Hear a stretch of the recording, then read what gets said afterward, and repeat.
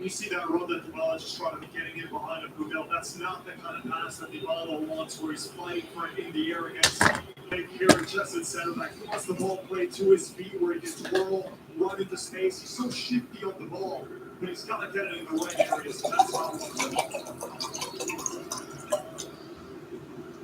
Half an hour remaining in Budapest. Sevilla, Romeo. Sevilla yet to fire off a shot. That's why I joined right now, because this game was going to be 0-0 at the half. It's going to be 1-0 for Roma.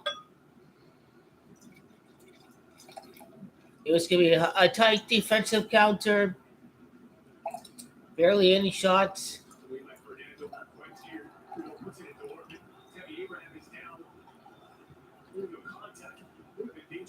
Tammy Abraham down.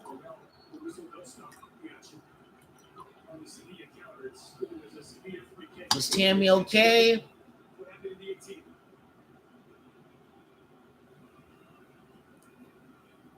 I was thinking, like, was there a penalty committed or what? Was a guy down or whatever? I wonder. They need to check the. They need to show us the replay. They need to show us the replay. I mean, he raised his foot. I mean, just by raising the foot alone, they can call that a penalty. But then that could be a yellow card on the Roma player. Looks like Sevilla was breaking away. But yeah, I missed the replay, whatever. There's going to be no penalty there, but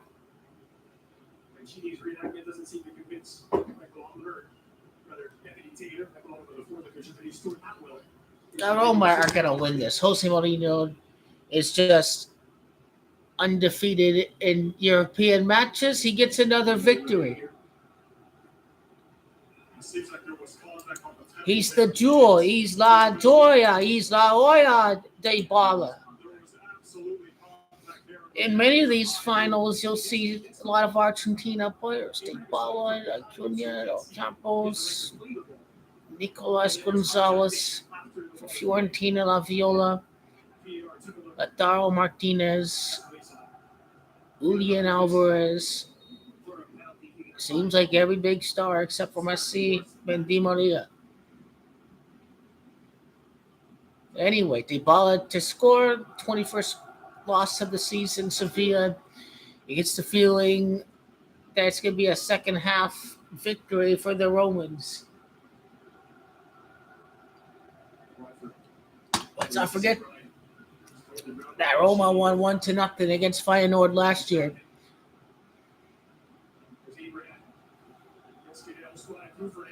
Roma look more threatening right now. Roma win the ball straight back. What's the DYBALA? Got to do something forward. DYBALA can't pass it back. Let's go, DYBALA. You need to be forward, progressive. Roma on the front foot. The more pressure you put on, the more possession you gain. Sevilla look very shaky with the ball in their feet right now.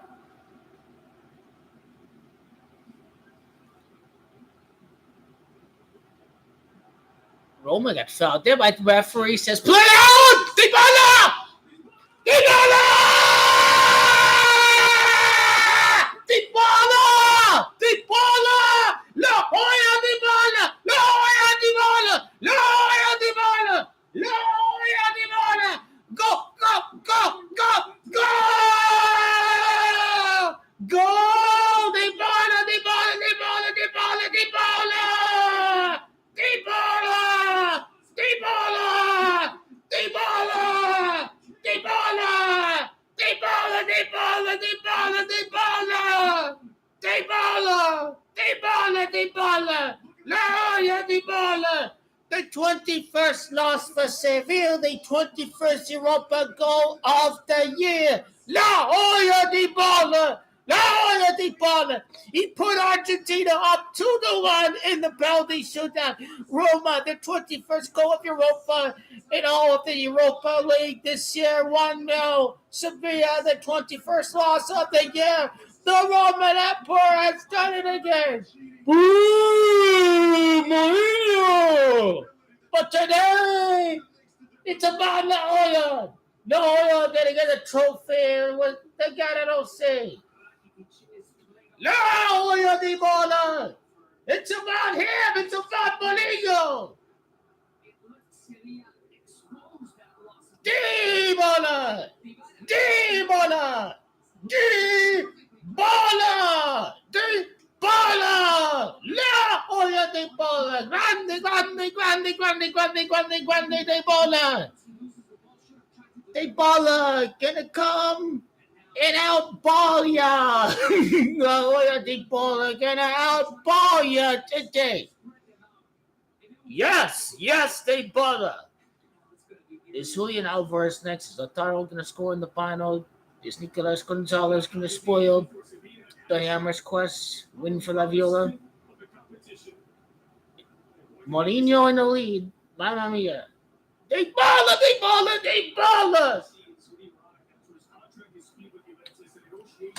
I think Saniello scored in the 32nd minute last year and against Feyenoord, and now DYBALA in the 34th minute.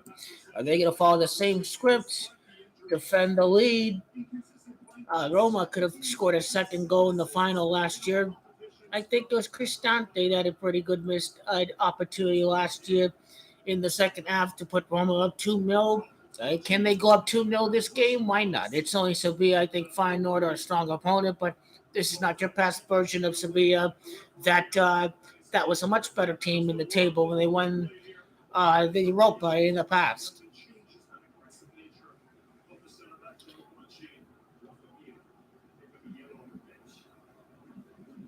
DYBALA scored the first goal. He did so. He did score the first goal. It's what's written, it shall be. DYBALA to lead Roma to the final, to the victory. Never ever during my time as a Juventine I could see Roma winning more European trophies than Juve. But hey, if you do compete for Champions League someday, I hope that will be the case.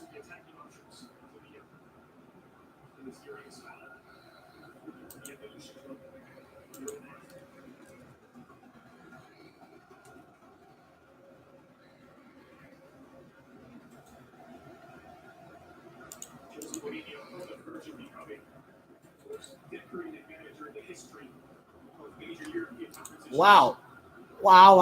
DYBALA did score right after Abraham was shaken up.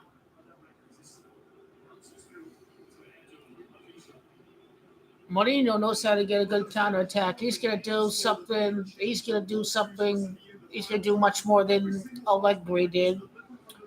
Yeah, Juventus are able to go up on Sevilla. There's no reason why Roma can't.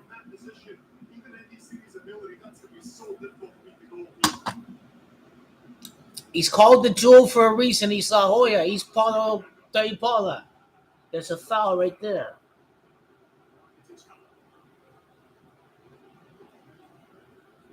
DYBALA shaken up. DYBALA with the ball. Cannot tackle the ball. DYBALA is outmaneuvering the opposition. La Hoya is creating free kick opportunities. You have to account for La Hoya with a couple of defenders on Seville. La Hoya is going to find the open passing lane. If you do try to double La Hoya, this guy needs to play the whole match. DYBALA needs to play the whole match. He is making Roma very lethal in attack as long as he's in the game. Pellegrini, Cristante, Ibanez, Tammy Abraham. There are many other playmakers on Roma. Free kick opportunity. DYBALA.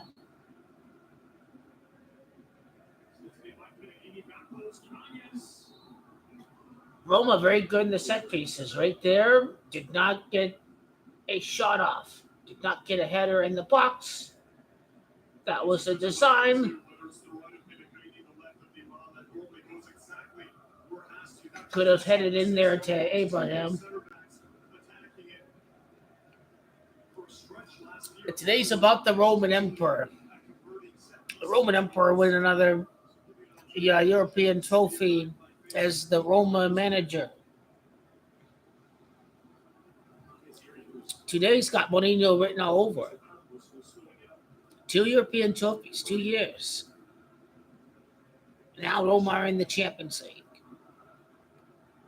UEFA wants Jose Mourinho and Roma in the Champions League. They want DYBALA in the Champions League. Roma got the big stars. They got Tammy Abraham. I mean, Roma against Chelsea or something like that. I mean, Roma are better for UEFA. Roma are better for business.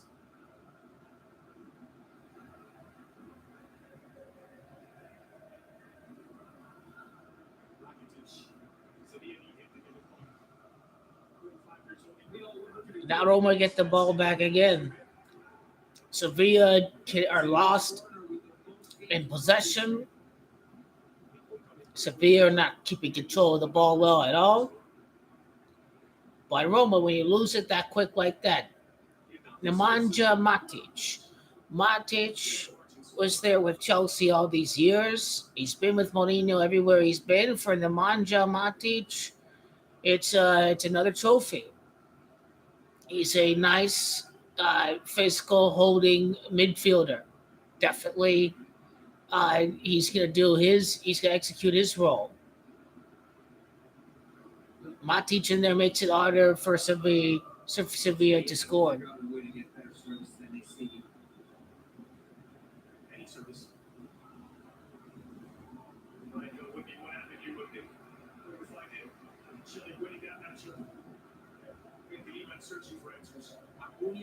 Must be seeing the locker down the left-hand side, the locker service to the city, and the regret eating him inside.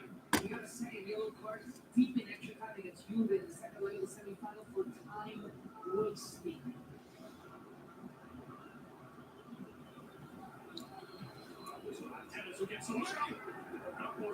Streaming into this 6. Ibanez does just enough. He's given as a corner. The Roma think the ball went out.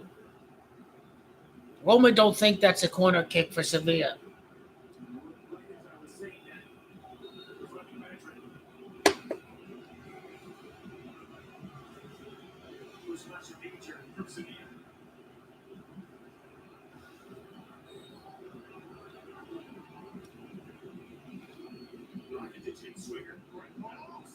Oh, he missed the header.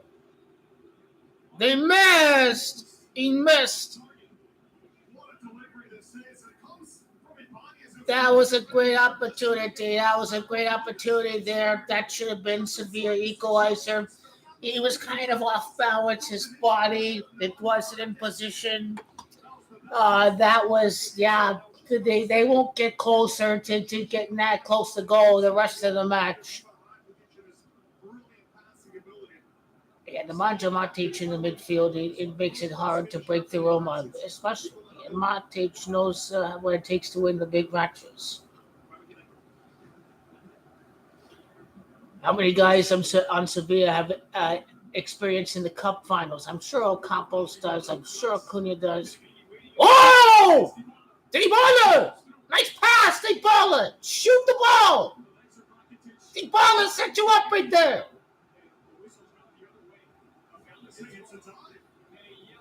A dive for Pellegrini. A dive.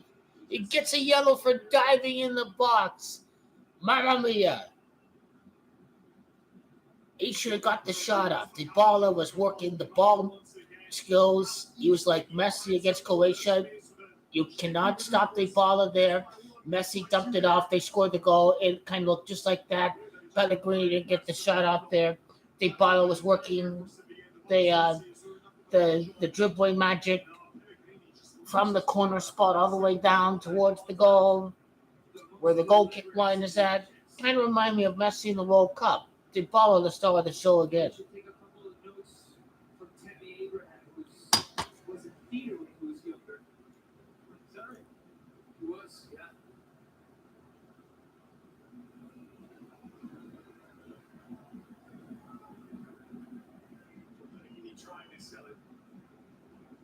Seven minutes, that's a long time.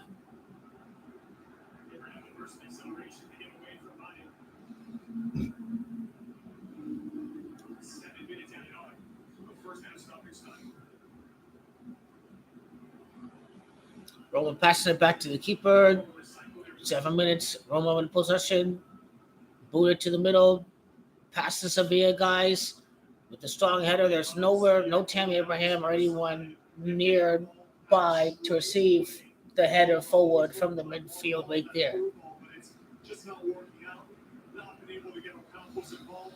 Sevilla, their only hope is set pieces, is free kicks, corner kicks. Sevilla have not done much with the ball.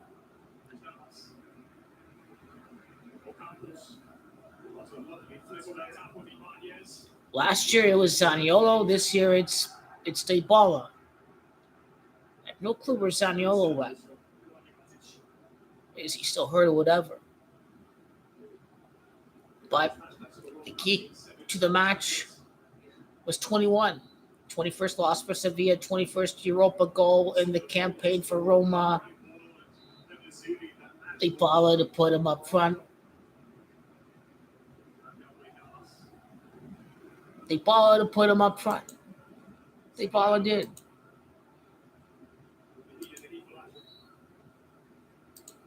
My prediction for the game was 1-0. That was my prediction. I thought there'd be a goal in the second half, but so far, one goal in the first half. Set pieces, long throw-ins, Roma were right there. I mean, well, they pass it back to Sevilla.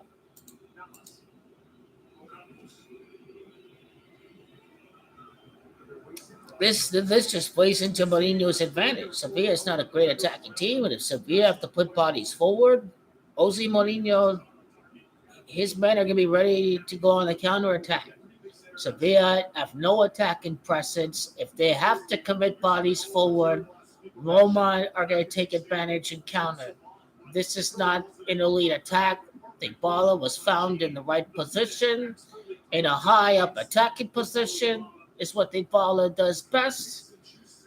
He was in position to make the difference early on in the game.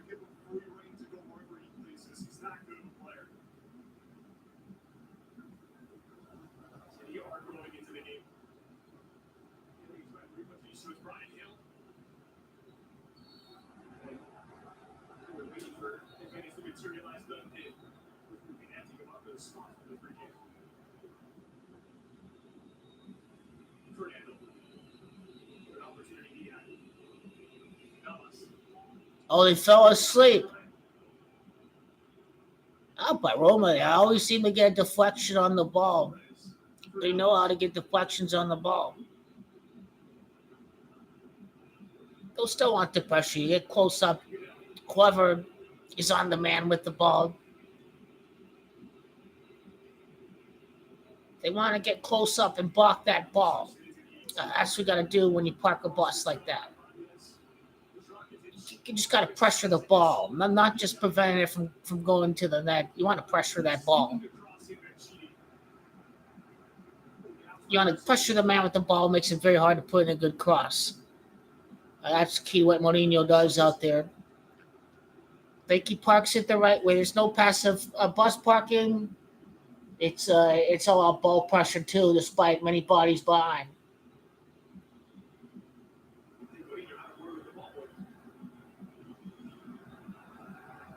The forwards are committed to the defense. This is an Italian job. Tammy Abraham back there. He's going to be helping defensive duties. DYBALA is very familiar with helping out defensive duties, being part of a Max Allegri coached Juventus. DYBALA was asked to help out with the defense. So was Chiesa. So this is familiar role for DYBALA. He can absolutely help out with Roma's defense back there. Tammy Abraham is committed to helping the Roma defense back there. They'll be playing with 11 de facto defenders, and Sevilla can't attack. Their only hope is through set pieces. They're not putting in good passes. Their only good opportunity was through a corner kick, was through a set piece. They're not going to get many of those opportunities.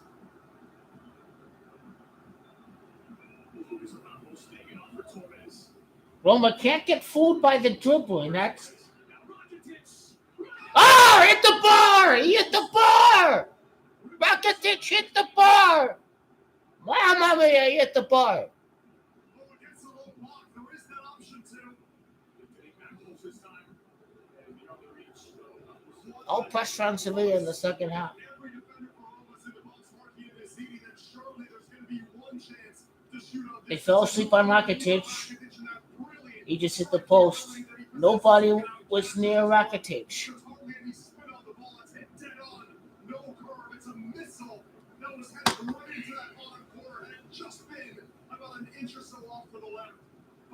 Wow, mamma mia. Roma in Champions League.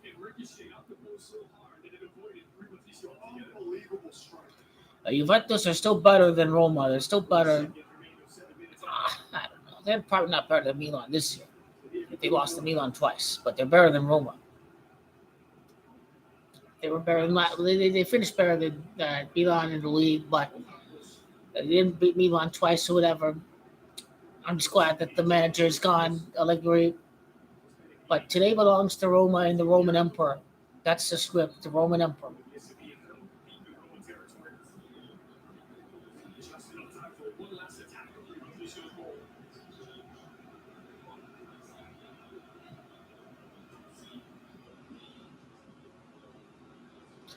It would be pretty dope to see Jose Mourinho beat Man United, though. No lie.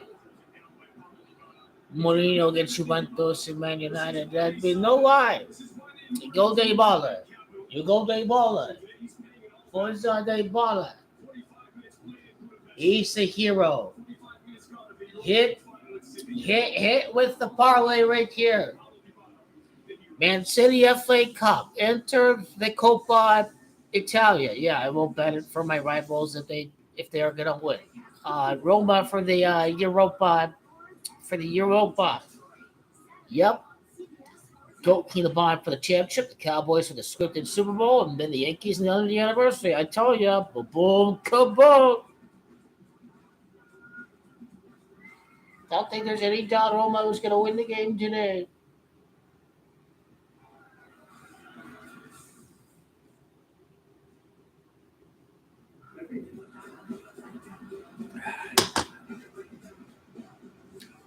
Messi's gone to Saudi Arabia, I bet. Our heritage is ingrained in our skin. And even when we metamorphose, I'd be really surprised if he goes to Barcelona. I mean, just like anyone else out there, $400, $500 million is a lot of money. because you can take us from there. He already took a trip to Saudi Arabia. He was ambassador of Saudi Arabia. You can't take it Italy. It should never be held at Saudi Arabia, but they're going to buy their way. They're going to buy the 100-year anniversary of the inaugural World Cup, 2030. They'll get the bid.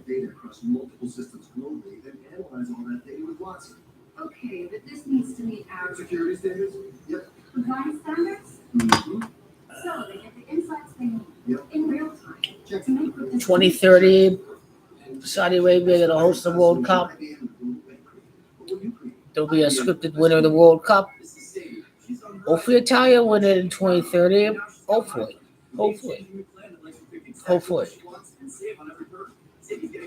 Italia spoiled a second World Cup for today. They can spoil a second World Cup from Mbappe.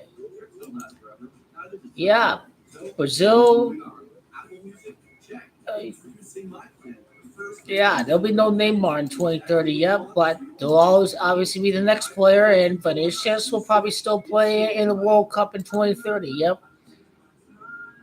We held at Saudi Arabia. Goat King Prime wins his sixth ring, 2026. Brazil wins their sixth World Cup in 2026. 2026, the year of the six. Sixth NBA title for King Goat LeBron James. A sixth title for Brazil in the World Cup, 2026. Brazil is a World Cup winner. At Puskás Arena in the Europa League final, courtesy of the Giallorossi, Paulo DYBALA with his fifth goal in the Europa League. Welcome along, everyone. Good to have you with us. I'm Poppleman here with Charlie Davies and Mike Grella. He was the big question mark, Chuck, wasn't he, coming into this game? Would he start? How much would we see him? Him starting has paid off massively so far. The difference maker, and we both knew DYBALA in the attacking third is going to open up the game for Roma, but it gives him confidence to keep the ball. And he found those half spaces, and when he was on the ball, he was super effective. DYBALA, he's so good. We spoke about him before the game. He makes a difference. The finish. People go, okay, he got in between the lines from a loose ball in the midfield and then hit it far post. No, it's much more than that. He gets his body in front, lets the ball come across, the patience, the timing of it, then slots it far post. Goalkeeper. So really DYBALA is just so good. And then phenomenal. He gets a chance, he goes by 2 or 3, and then he's defending. DYBALA in the Champions League. Playing like a real champion. Here's a look at a couple of those moments you were just referencing. Because it wasn't only the goal, was it? He's been generating the attacks for pretty much all of Roma's chances in this first half. He has In situations like this, Juventus have always came back from being relegated, from missing the Champions League. They went from being relegated to compete for 2 Champions League finals. Obviously, Juventus will be back. This is for the better. They're going to replace Allegri.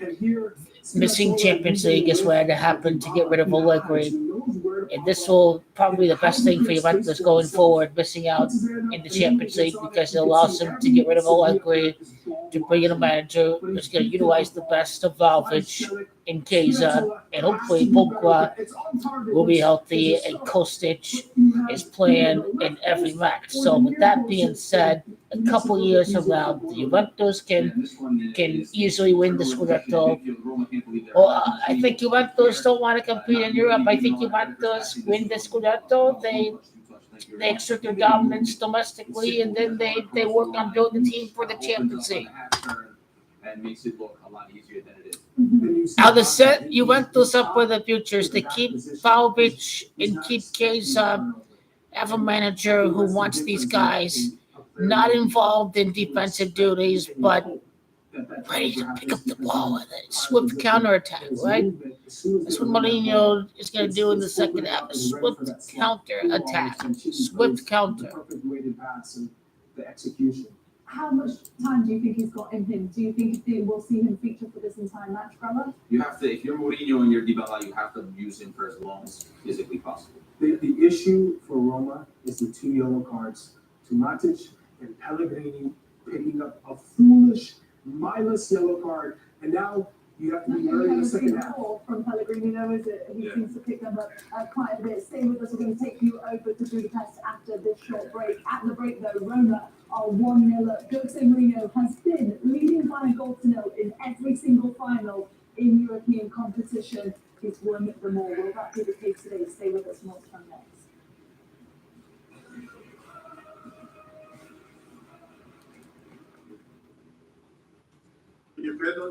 Which Argentina players can score next? DYBALA has scored already. Argentina has many players involved in these finals. Some of them did not even compete in the World Cup.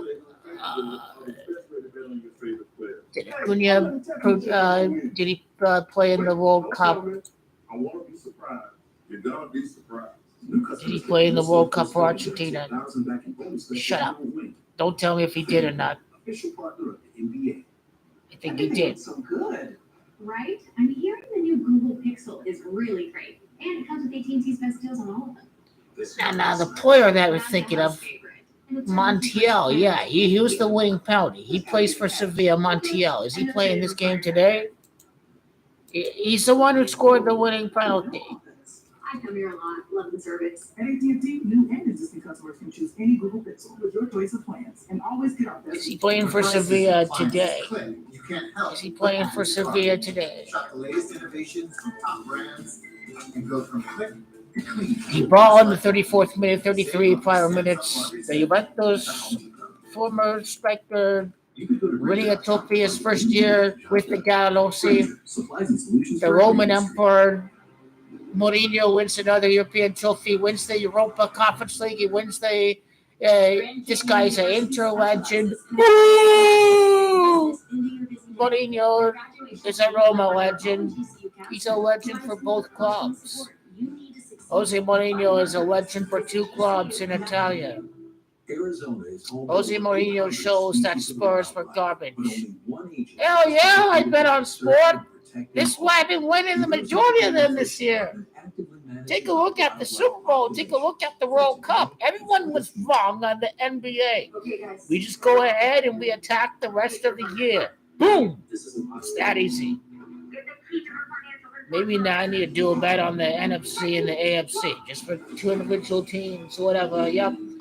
Scudetto winner, Premier League, Man City gonna win, right? Newcastle not gonna win until a year later. I think Newcastle win first for Arsenal. Yeah, Man City will probably win the Champions League again, if I'm to be honest, next year. All the teams have taken a step back. Real Madrid, Liverpool, PSG are finished club. Man City gonna win again. That team's gonna be broken up. And the break at Bucharest Arena. How about these scenes though? Back in Rome at the Olimpico, the Giallorossi. Oh, they're at the Olimpico. Mamma mia. It's a watch party over there at the Olimpico. No, Man City. Man City. Barcelona, they're not going to win years after Messi's the god. Barcelona can't win Champions League. Messi is the GOAT. They cannot win that easy without Messi. Sure, La Liga, yeah, because Barcelona have always been winning titles for years, even before they have Messi. But in the Champions League, they not winning for years without Lionel Messi. That's the reality. Now you see how hard it is to win the competition. It's very hard to win it with Messi after 2015. It's very hard to win it with Messi after 2015. So without the greatest player ever in the world, how are you going to win that easily without Lionel Messi? The answer is you're not going to win. Your only hope is if Messi joins Barcelona. That's the only hope they have to win Champions League. Messi may be the year of the rabbit. He has 4 Champions League titles. The rabbit is number 4 Zodiac. What if he's done? What if he's done winning Champions League? Messi is born year of the rabbit. He has 4 titles. What if that's the case?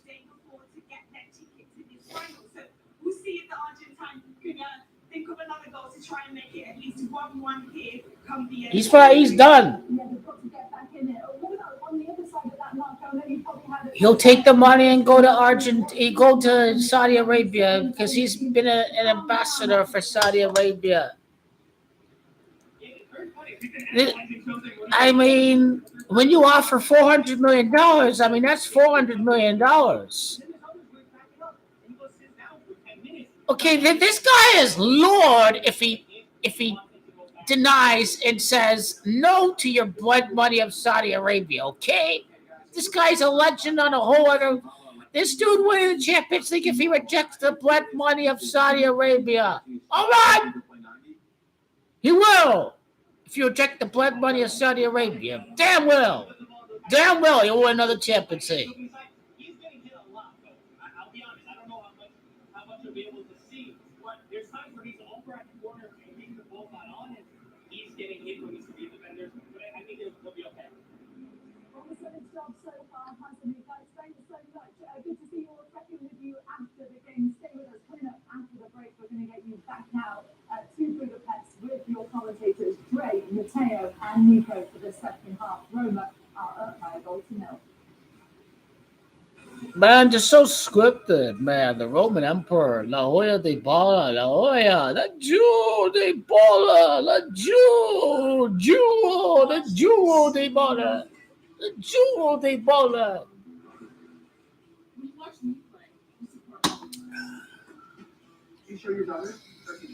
It's his night. It's DYBALA's night. His night. DYBALA's night. DYBALA. He was more healthier than Vlahovic and Chiesa. DYBALA. Bro, I've been online for the last 34 minutes. I picked the right time to start the stream. I knew there was going to be 0-0 for much of the first half. I turned it on right before DYBALA scored. I was here for 7, 8, 9 minutes, I think, until DYBALA scored. Yeah. I have to go reaction to DYBALA scoring the goal here on the live stream. Let me get my phone. Let me get my phone right here. Let me film my reaction right here because I was caught on camera when DYBALA scored. I knew it wasn't going to happen within 15 minutes. I was still kind of sleeping a little bit, but then I woke up and I knew DYBALA was going to come through today, and DYBALA did score. It's about 21. For Sevilla, their 21st loss. For Roma, their 21st goal of the Europa campaign. The Roman Emperor. The Emperor of Rome. Jose Mourinho.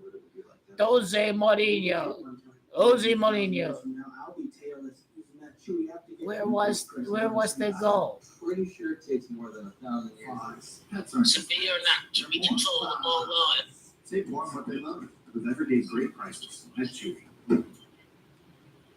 It maybe went inside 3 minutes. Roman himself, they're like referee says,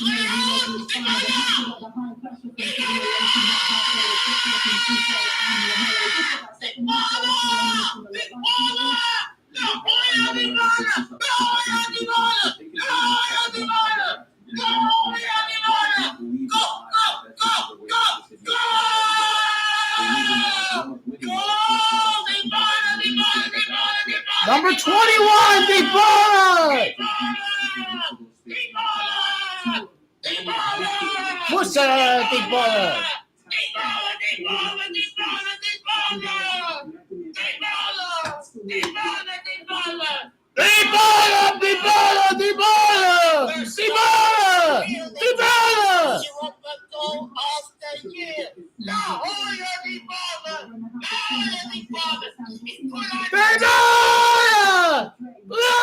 DYBALA! Mamma mia! I am so happy he scored today. It was written. It was gonna happen. DYBALA! Screw Seville, DYBALA. The Roman Emperor. Was UEFA not going to deny the opportunity to have the great Roman Emperor in the Champions League? Oh, are we kidding? DYBALA. One more F. Get it done. It's the Europa Cup specialist. It's the Europa Cup specialist. He's going to get it done.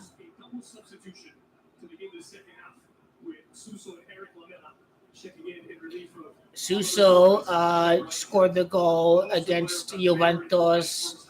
Lamela scored the goal against Juventus. So, yeah, Roma have got some players to look out for on the Seville side in the second half. Best goal scoring season at Roma. It feels like a century ago now when he was part of the likes of Danilo Svanto. Here's Lamela. First touches and Suso. The two subs involved right away. Both scored against Juventus. That second leg semi-final. Now Masuki over that. A promising start looking for Desiree. Don't tell me Roma going to defend for the whole half. These guys got to have some time on the ball, too.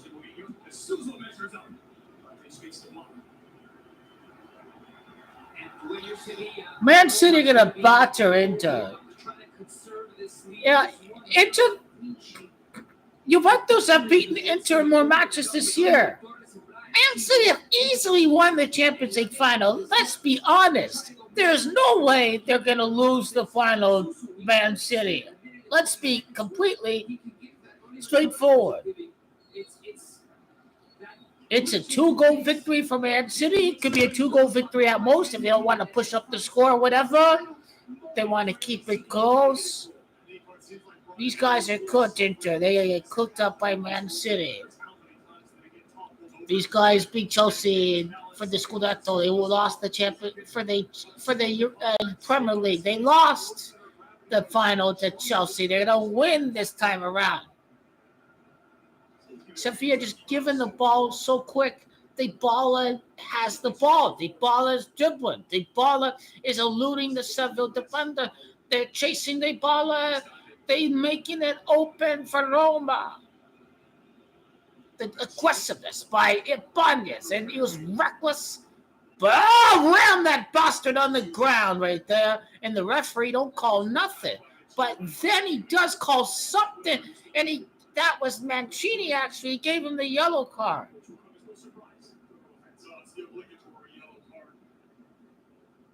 I'll be here for the DFK Poco final right after the FA Cup final. It's another team in the parlay. Inter for the. I wish I could have done a Coppa Italia final, but fuck all that. I just gonna pick Inter to win because they're gonna win a trophy. They're gonna get another trophy before the Champions League final. Man City with 2 trophies, Inter with 2 trophies, Super Coppa Italia, Man City, Premier League, FA Cup, battering the Devils. Anthony is hurt. He hasn't done anything. That's a bad injury. I think Man City should win by 2 goals, I think. If Man United park the bus well, then obviously it's a 1 goal loss in regular time or whatever.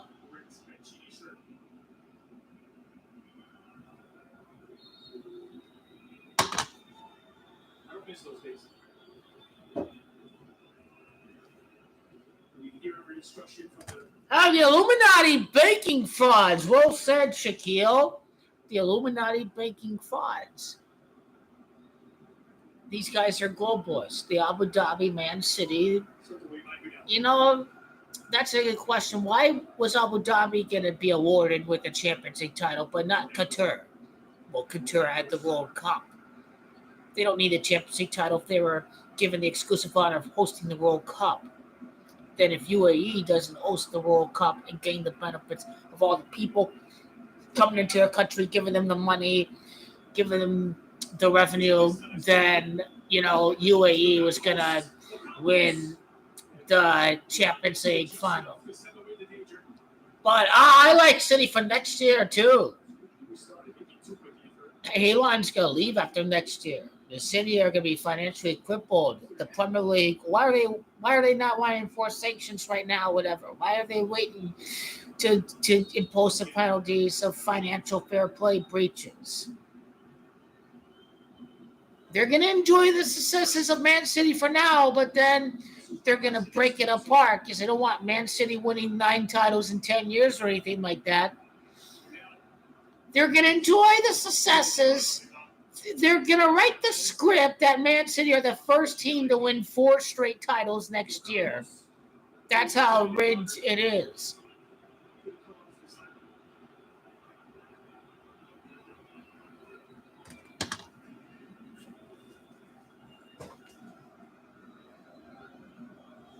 It's going to be difficult to beat Roma in the air when the crosses are coming from mid-distance.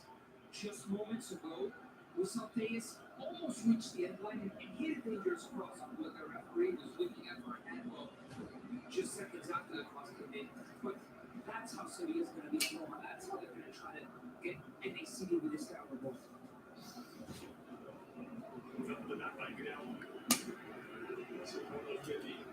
Easier to 2 keepers.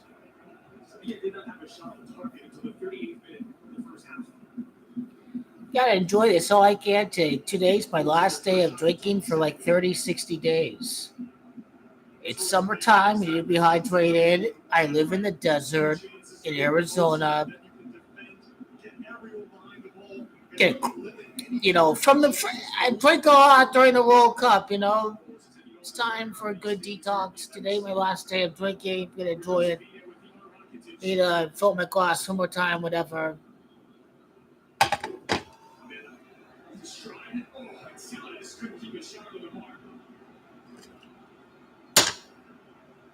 That's different from Sevilla. That's what you want to see in your Portuguese deliver. Find those opening up, finding that pocket. The left Mateus pops in, has some space inside the box. We didn't see that at all in the first half. And look what Lamina brings to the table. Samuel, Swash! First to send them to the 1. I mean, no reason why Roma can't beat the Swash team. This is not your typical Sevilla team. They're not in the top half. They're not in the top 7. This is a completely different Sevilla team. They had some own goals by Maguire and Man United. The man just alluded again. He decided to park everyone back. I mean, it's the Roman Emperor today. He's gonna win another. He's in the Champions League. On the switch, smacking out.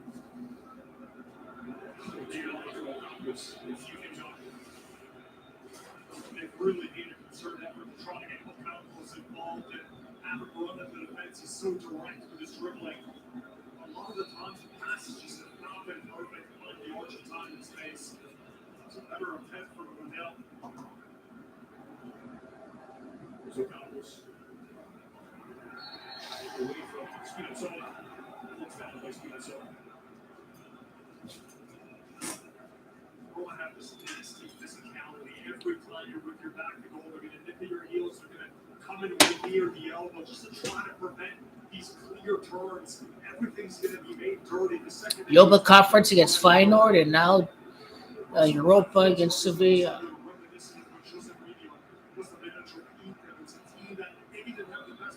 But they made the play dirty when you attacked and they took the beauty out of your football. Speaking of famous European nights, was that the Santiago Bernabeu? Inter trouble. Lifted by Suso to the heart of the box. Roma need to have more of the ball here in the second half. Benito scored a brace in that final third. Benito's Inter.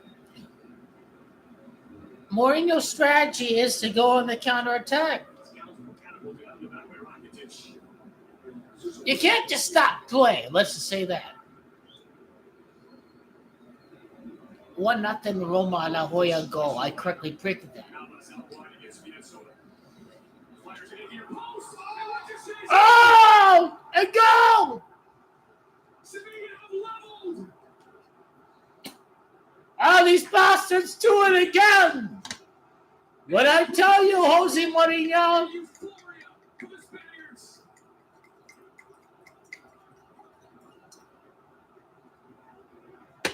2-1 for DYBALA, 21! 2-1 for DYBALA, 21!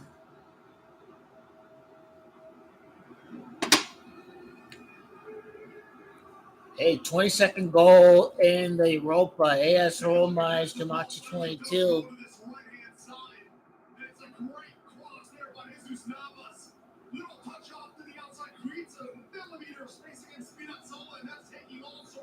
Mancini. It went straight through the keeper. Hey, they did that again in the Europa semis. This is what separates Mourinho from Allegri. Mourinho's going to find a way to get that second goal. Especially down that right-hand side, it's permitted Sevilla to get deeper. It's permitted them to hit much more dangerous crosses. I tell you, as part of the script for Sevilla to equalize, Sevilla are back. They're threatening completely differently than they were in the first half. As long as the ball is in the game, the ball is going to make the difference. Roma is going to change their way of style because the game is level and they need a goal. They're going to be done parking the bus every possession. They're just saving their energy for when they do need to attack. Now the Roma energy is now they're cranking it up.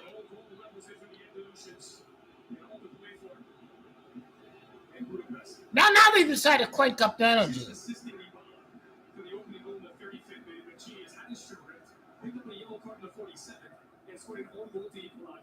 2-1, like DYBALA 21. Perfect.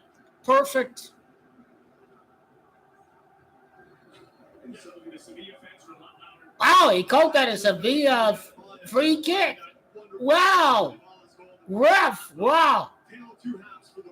We don't need a TV screen to be the better referee. On the pitch, we can be the better referee. An own goal is the Rui, an own goal.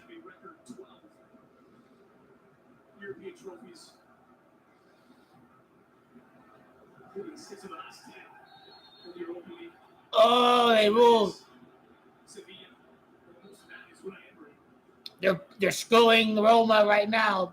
They're screwing Roma. Referee being biased. Let that slide. It's cup final. Substitutions. Lamela was the one that set up that Elis chance. Sousa was more likely actually gotten into possession. There was hardly a memory. Extra time. These bastards are not going to score another goal, will they? Mourinho is dog shit. This guy got lucky against Leverkusen. This dude's a joke. 0 shots in 23 or whatever for Leverkusen. Really. It defies logic. DYBALA had the ball to number 7, Cristante, and you just give up the possession. You are lost. You are lost. You people are bloody lost. Park the bus and let Seville attack like they're Man City. Dinosaur like Allegri. Dinosaur managers. Guys are a joke. You Allegri and Mourinho are a joke. Guys are awful. God, you dinosaur. You just let Sevilla come back. That's all you do. Dinosaur manager. Then they're not an elite attack. You have to impose your message on them.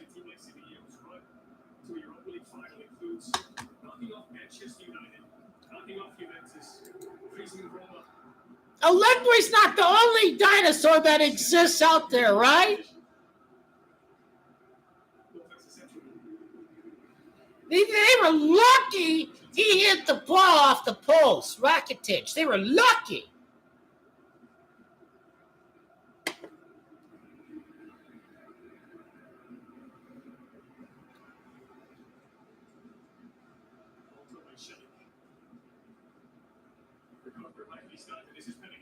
DYBALA second goal. Foul!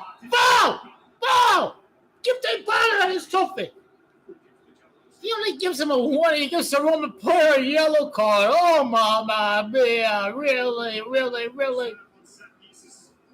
He didn't give him a yellow card. Disgraceful decision. Woo!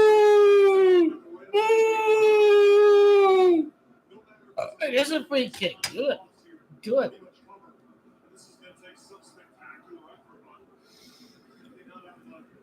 How did Man United lose to that shit team? How did Juventus lose to that shit team? What are you doing, Roma? What are you doing? Roma!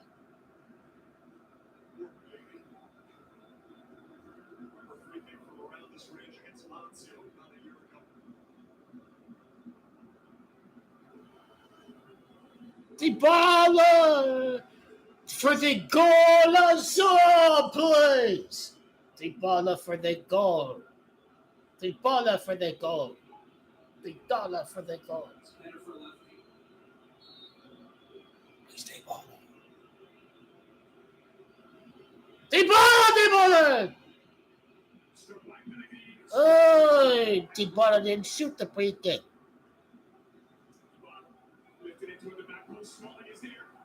Oh, what a cross by DYBALA! Do not sub this guy out of the game. Do not sub the guy out of the game.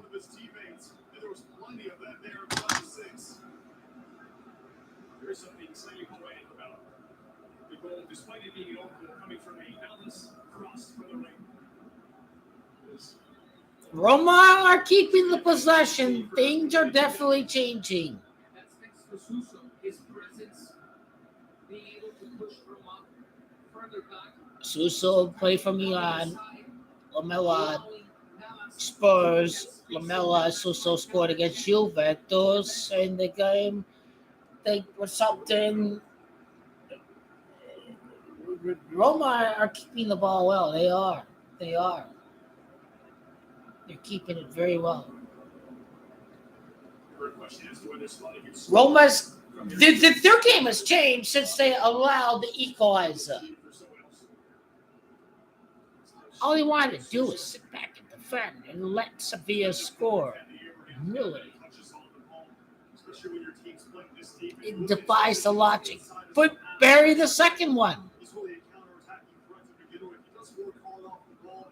It's freaking Sevilla. You're making the same mistake as Allegri is. Go on the front foot. Be the alpha. Do what you got to do to win. Sevilla are playing passive. They're playing like, we got to respect Roma, you know. That's what you have to do as a manager. You have to recognize the weakness.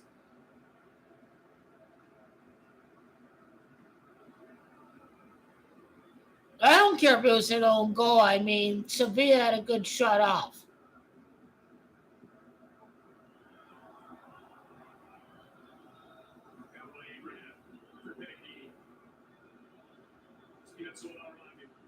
Leonardo Spinazzola, he was hurt from the Euro 21. He hit that out of bounds.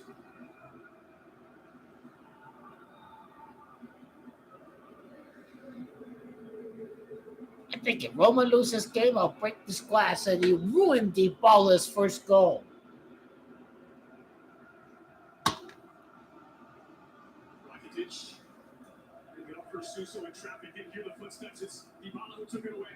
DYBALA lost it. He lost it. He won the penalty shootout for Argentina. Argentina 2, France 1.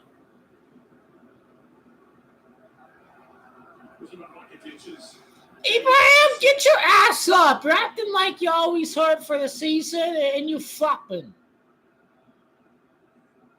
Get your ass up. Yellow. Referee gave him a yellow.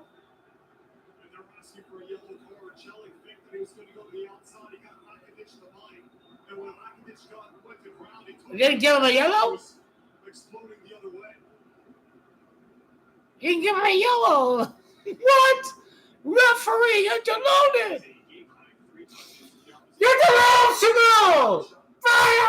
You gave the Roma player a yellow card. You deluded referee.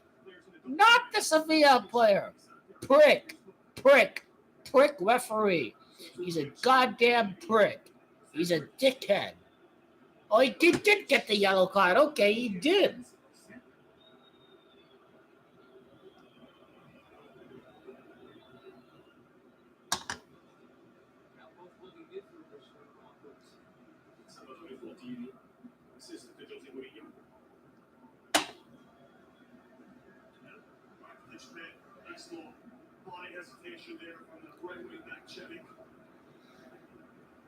Mourinho, you don't know what you're up against. At least Roma gets a free kick. Maybe the referee is not a full-blown goddamn prick.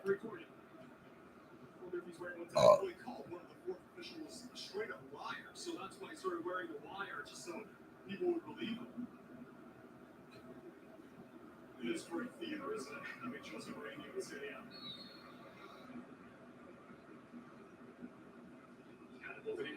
It's a wonderful delivery. He's got Abraham denied. Moves to the doorstep. Ibanez wide. A goal-line scramble that leads to nothing. What? And how much more dangerous is that? What?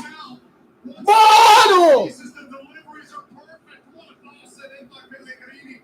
And it's Abraham with the second attempt. Chill! Get it under the legs of Bono, who makes himself as wide as possible. Look at it. Danny Abraham there. He's Chill! Get out! Don't give any good opportunity! That is all about the quality of the delivery, causing all sorts of Abraham, keep this dude in the whole game. You got to get another shot at goal. Got to be the hero.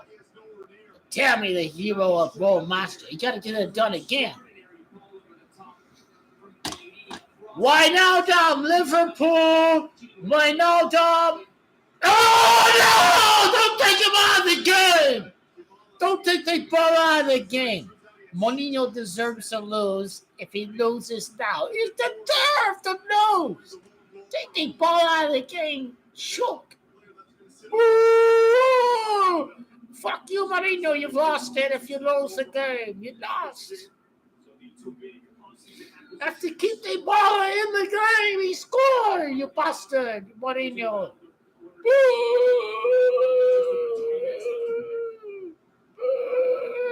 Keep DYBALA in the game. He is the best player on Roma. You're a disgrace, Mourinho. You're a disgrace, Mourinho. You're a disgrace, Mourinho. You're a disgrace, Mourinho. Woo! Paulo! DYBALA! Paulo! DYBALA! Paulo! DYBALA! What are you doing? You're goal scorer. You're a joke. You joke, Mourinho. You're a joke. He's a joke. If he loses his match, he's a joke. Creative responsibilities on the shoulder. You're a joke. Magic. He gets away from Ibanez. Suso. Lamela. He settled it. They pass it straight back to Sevilla. These guys are lost without DYBALA. Mourinho has lost it. Mourinho is shit. He's a lucky bastard every time.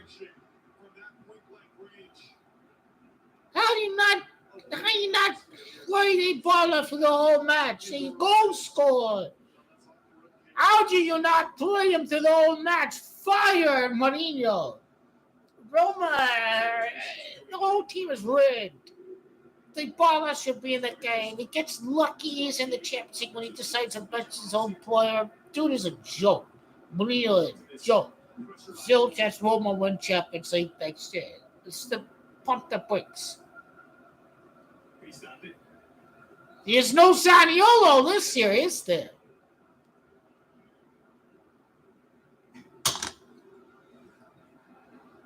You go score. Why you bench him?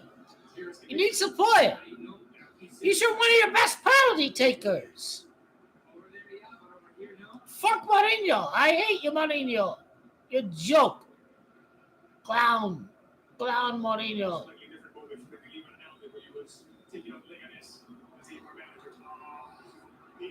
Yes, no DYBALA in the game. What do you expect?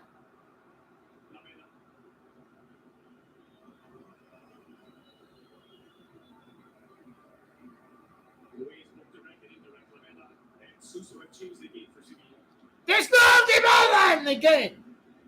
How do you do that? You're letting Sevilla invite the presser. Sevilla have the ball in your own half. Dinosaur, dinosaur, dinosaur. Relegate the shit team back to Europa after the group stage next year.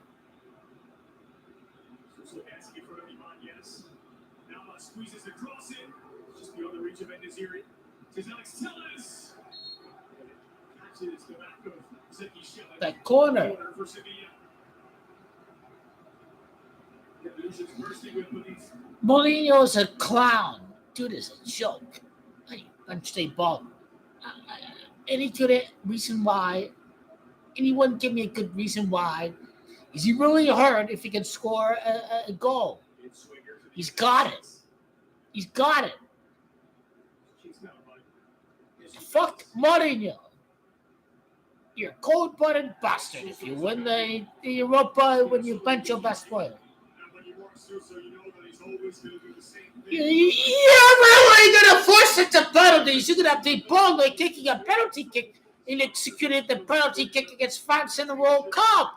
I mean, that defies the logic. Defies the logic. Defies the logic. Roma deserve the burn if they lose without DYBALA. Your top signing, You don't play him through the whole final. What are you doing? Less than 20 left of the night. Suso curls it into the back post. It's knocked down from Lamina. Mourinho is lucky.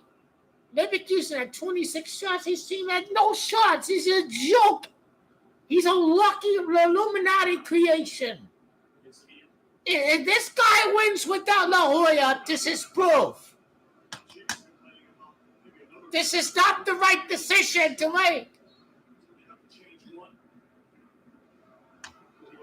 He's clearly lucky if he wins without La Hoya. They lost.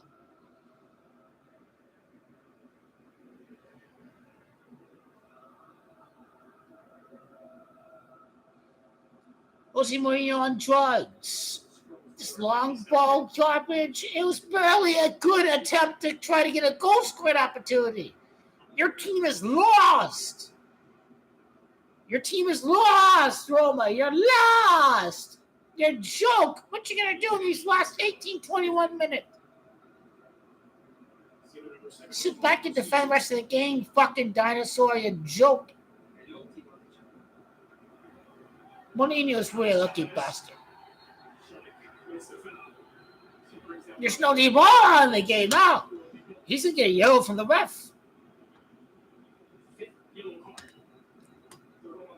Mourinho's gonna pull it out of his asshole. And look at the run that Perez was trying to make. Even before they roll it, remember that he received it from Lamina and led to a shot. Trying to do this often, getting that left back. And this has nothing to do with Sevilla playing good ball. This has everything to do with Mourinho being a dinosaur. Oh my God! Don't tell me, Abraham. And put it on Andrea Belotti. Good luck with that. He did nothing in the Euro. Oh my God! This is a joke. Someone tell me this is a joke. Now Sevilla are gonna win because Mourinho's a dinosaur. He's completely lost. Bench Tammy Abraham and DYBALA. What in the world is happening? He's completely lost a chance to qualify for Champions League.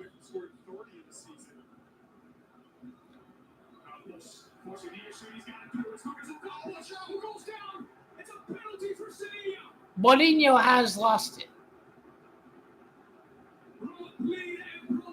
He lost it. Mourinho lost the game. Anthony Taylor points to the spot. For a long time, it did seem like Ocampos would get caught from behind. Right here. Oh, yeah, it seems like It's obvious foul. And this is a player that we highlighted, Ibanez. He's been inconsistent. This counter here, right there, it just reaches. Mourinho is a lost dinosaur. After Ocampos goes through it, look at that right there. Just gets it in the way. It seems to trip up. I think it's a penalty, but Mourinho has lost it. He has completely lost it. He's gone senile.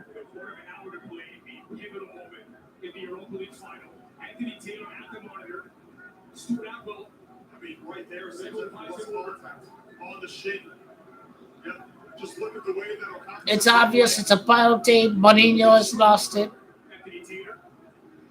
Mourinho's going to lose this game now. What? No penalty? What?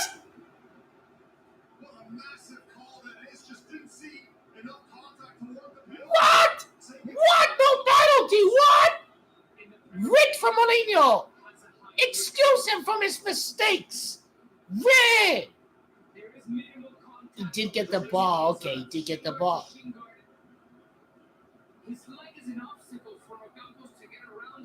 He rigged. Mourinho, you're rigged. You're a lucky ass bastard. Mourinho's a lucky son of a bitch. He's gonna win the final now. He's gonna win the Europa. Oh my God. He benches Tammy Abraham and DYBALA.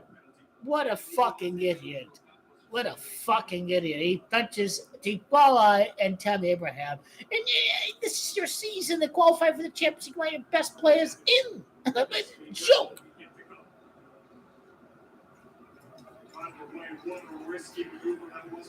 It's really going to be a penalty marathon for the rest of us, right? It's a desperation after he gets beat. He wants to try to get the ball away. He just pokes it. I mean, the referee made that quick of a decision. I thought it was like penalty, but he did not. UEFA's corrupt.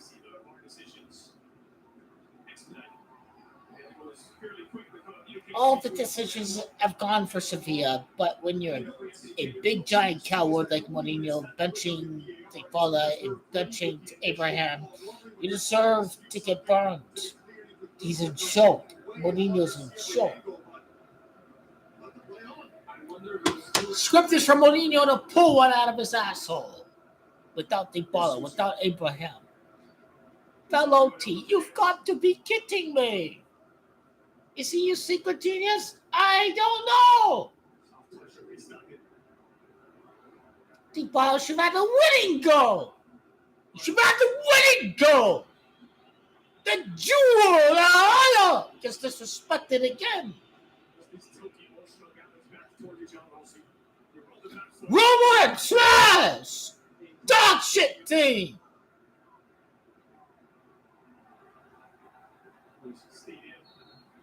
Sevilla players being overly aggressive.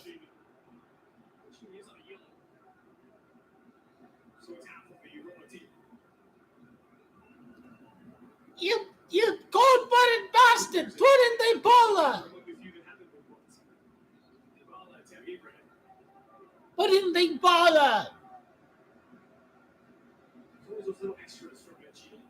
I'm just looking at one of the replays here that shows the best view yet. And it seems like Ibanez got the slightest touch on the ball first, which is why that penalty was overturned. Just got the clearest and most I do bench Abraham and DYBALA. Can't they not give everything they've got in a must-win match to qualify for Champions League? And Mourinho defies the logic. He defies the logic.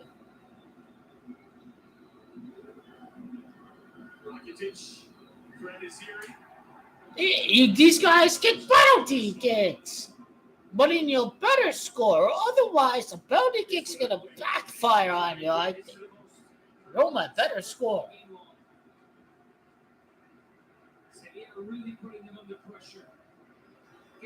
Exactly, Mourinho is a joke manager. This guy will get lucky through the course of his career.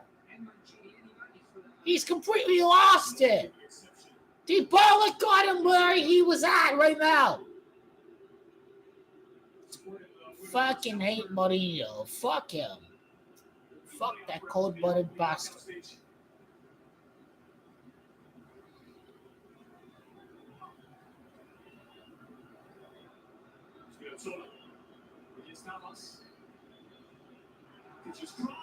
A handball? Wow! The referee is not even saying if there's a handball. VAR? Lucky bastard Mourinho. He gets a handball out of him. Oh, handball! He gets screwed. That ass. You have to keep your hands behind your back when you play defense.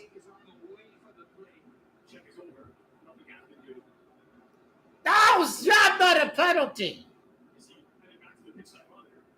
Wow. This is corruption. It's straight in the hand. I mean, mamma mia.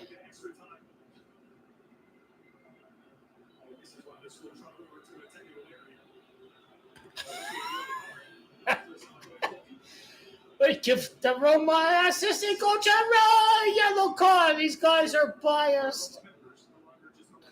What? He hits him straight in the.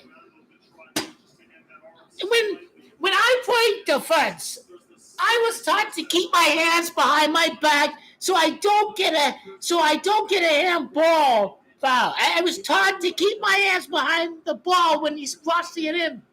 But what a joke!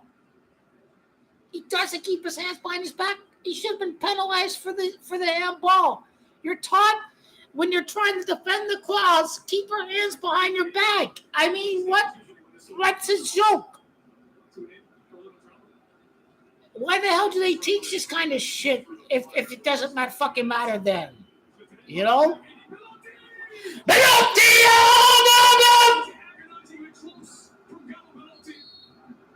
say that there's a touch on the Sevilla player. It's taken quickly here, surprising the entire back line. Was there a touch on Bono? That's what Belotti's saying.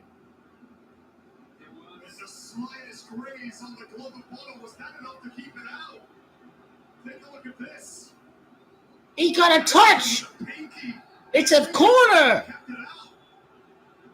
What a chance. That is a speedily taken quick free Wow. from Pellegrini. This is a corruption. I think the referees have been very corrupt. Penalty to strike that one on the volley.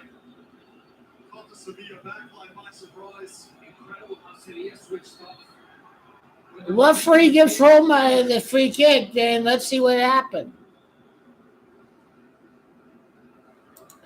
I think these referees are biased. If there's anything that's going to get Roma back in this game without DYBALA, without Tammy Abraham, a set piece like that could have been golden. Sevilla, extremely fortunate that they didn't concede there. Got by Goodell. Fernando. This is Rakitic. Straight in. Anthony Taylor. We will resume the intro. Extra time, extra time, extra time. Referee wants extra time.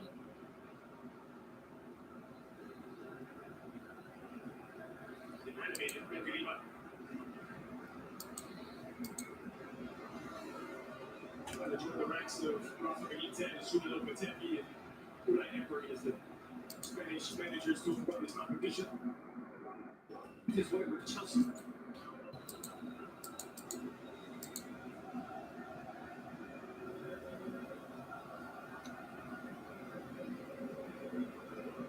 Goodell.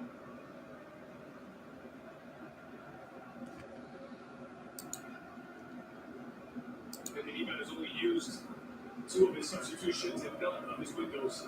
Made 2 changes at halftime. Ibanez. Strong challenge to the Nile Campos. Taken back by Lamela. Give it back to Lamela. Suso. Too much open space for Sevilla. Suso from a long way out. Deflected. Ibanez not gonna- Hey guys, Mourinho is a lucky clown if he pulls this off. I mean, Sevilla get a corner kick. There's no pressure from Roma's defense whatsoever. Suso, look at where he's taking the shot from. It leads to a corner kick, but This is disgusting to watch. power that he can generate, the bend on the ball. I don't want any Allegri kind of manager next year. No corners for Roma. That's part of the manager. Only one corner. Impeccable in the air small today. He's one of the best in Europe on Nico. In terms of aerial set piece defending or just winning headers in the air. He's going to be by Gallas in this area.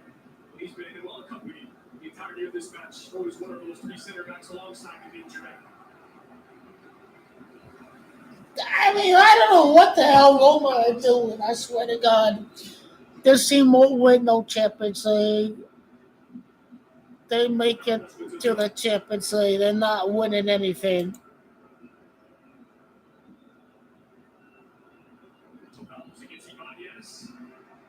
I mean, they're deflecting on their crosses, which they're doing good right now, but they're probably not going to get another opportunity. I mean, they lost the game when they decided to park the bus in the second half. It's like, get another goal, shall we?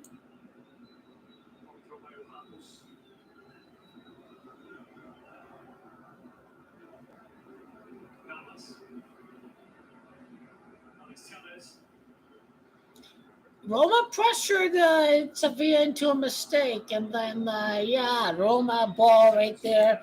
Sevilla didn't try to keep the ball. Let's see what Roma do right there. Plus stoppage time. Plus as things stand. Extra time.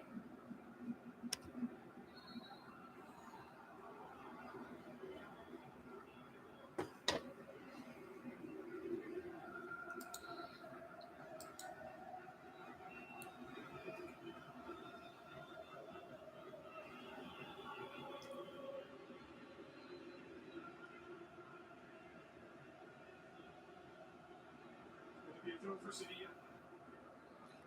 Roma just a joke.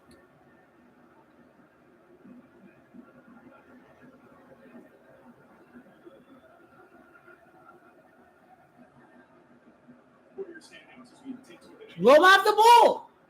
No DYBALA. What you gonna do?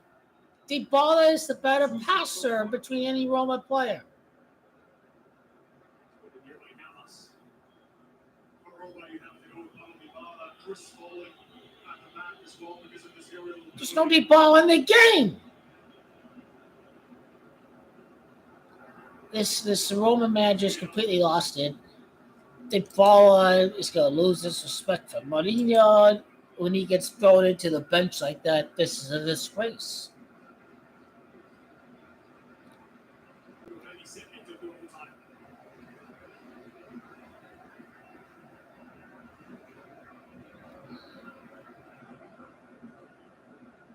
It's 10 minutes.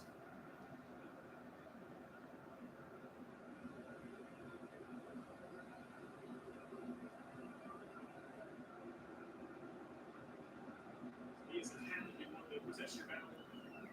64 either way. Slipper from Ocampos who's sneaking in behind. Spiazzola can recover his feet, get back. The difference in the second half. Sevilla This manager's a joke. DYBALA should be playing through the whole entire extra time and penalties in the second half. This is defies basic logic. Defies it completely. Problems here for this Roma back line. Well done there by Spiazzola.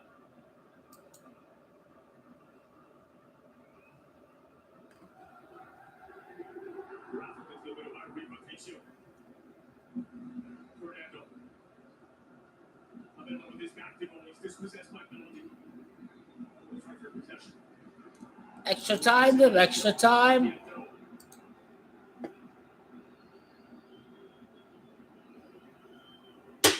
As normal time expires, 6 minutes added on. 6 minutes. 6 minutes to avoid extra time.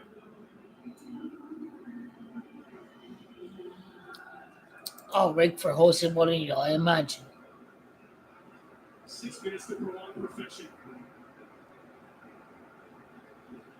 Either a perfect Europa League finals record for Sevilla or a perfect European major finals record for Jose Mourinho. Senza DYBALA, senza festa, mamma mia. DYBALA could have made it 2-1 like number 21. Stupid ass manager.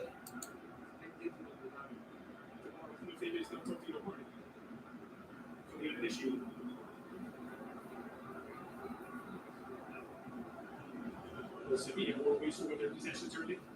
Roma were giving the ball away now. Suso. Suso. Get behind Suso. Looking for the man. The cleansing header is over. And now Roma get another chance.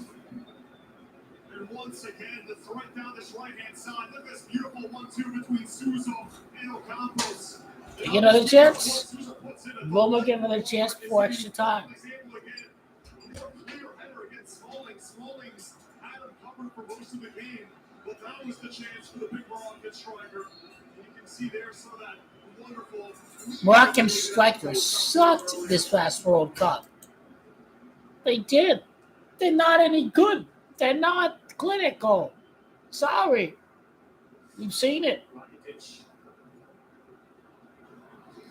Sevilla incoherent. They gave Roma the ball with 4 minutes. 4 minutes, a lot of time to get a good attack off. I mean, cannot take it for granted.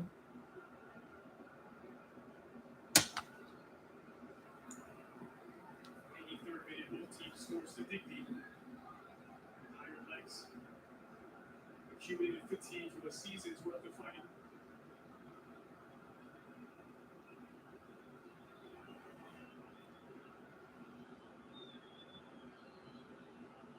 These final few minutes, they make a season's worth of difference. Roma just got to hope for penalties. It's without DYBALA, without Abraham, you have to be kidding me. Roma kept it in play. Ref, what's he doing? Ref, what the hell are you doing? There's been a lot of officiating in this fight. One or two sensitive moments. I don't know what the ref is doing. I swear to God.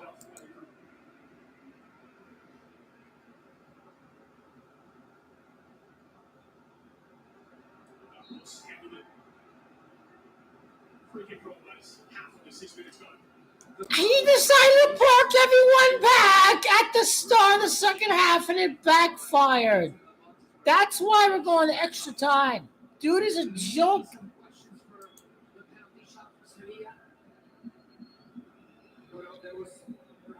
It's inane tactics. That's what it is.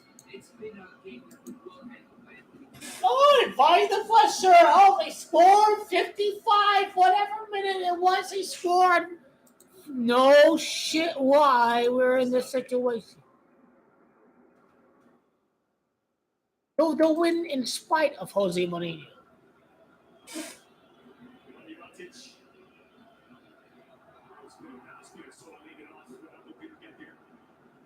Well, Sevilla still gave Roma the ball.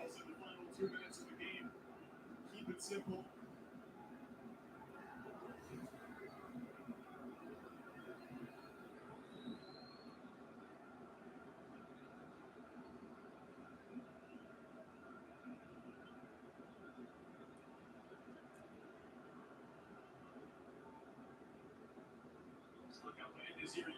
Arriving. Touch pass by Chi. Eric Lamela tripped up. They gave it to Roma. Quickly restarted by Ibanez. The single handball. Handball. Fernando. Lamela. So torture at this moment. Will continue to give it away.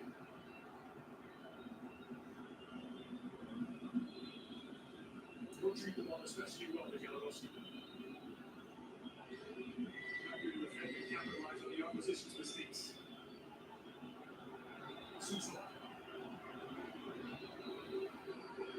And for the Steve from Suso. It's spilled by Rui Patricio. And Desiree laying it off. It's Lamela on his left. Blocked by Matic. Fernando. He must. Mourinho's trash. Get lucky as hell, I swear to God. Lucky bastard. Just drop of the shoulder, finds the smallest bit of room, and that ball's coming with so much power that Rui Patricio hasn't had a particularly great season. Has been inconsistent, he spills it, and it could have been a lot worse. That second effort was always flashing wide of the mark. But what an entrance there. Boo, Chelsea! This team has been financed by Russian blood oligarch money. Screw Chelsea. Screw Chelsea. You support Russian oligarch money if you like Chelsea.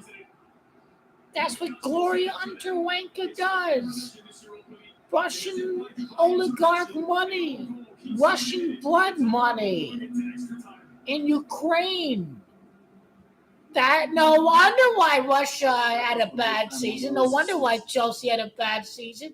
It's all Russia blood money. It's like setting the standard, you know. Russia was going to get punished. My brother is 8 years old now. Tara Reid, who made the allegations against Joe Biden. Tara Reid has defected to Russia. My name is Jaquez, and Russia's been trying to damage the Biden campaign. Russia wants Donald Trump to give full leniency to the Russian regime under Putin. Russia lost the war when Donald Trump failed to win re-election. Vladimir Putin was planning an invasion of Ukraine, and he thought Donald Trump was going to be president while that happens. Donald Trump says, "Oh, it's good. Let Russia be Russia. Russia's the good guy. Russia will invade." Oh, thank God we didn't have that clown Donald Trump. When they invaded Ukraine, I swear to God. Final Roma opened scoring through DYBALA in the first half, but then this own goal from Mancini called the Spanish side. Chelsea are blood money, man. Russia have invaded a sovereign country, Ukraine. There's nothing proud to be a Chelsea fan. You've got Champions League titles because of blood money. Wait, that's the reality. Blood money. Newcastle are blood money. Abu Dhabi maybe blood money too. I don't know why he was replaced. Why the hell was Abraham and DYBALA replaced? Can anyone give me any good rational explanation why DYBALA and Abraham were replaced? They should not be replaced in a championship game like this. Mourinho's gonna get lucky if they win. I swear to God. DYBALA scored the goal. DYBALA has the best vision. He knows the wide open guys. He has the best vision. Swear to God. And you gotta watch Jose Mourinho make the switches, and then Stupid. This Roman person gonna get lucky. He's gonna be made out to be a god. Oh, he subbed out DYBALA. He won. Blah, blah, blah, blah. Please, this guy's a joke. Leverkusen had 26, 27 shots the other day. Do the joke. I swear to God. Good performances from Roma. You know, Belotti comes in not doing much. Abraham was not good today. Pellegrini not good today. So we need someone as hero time now in this game. Who's going to step up and be the hero for Sevilla or for Roma? I say free kicks could be the difference. Pellegrini played a phenomenal free kick in the 67th minute, and Tammy Abraham's shot was saved by Dona. Let's see, shall we? Ready to go for extra time. Back over to Dre, Matteo, and Nico.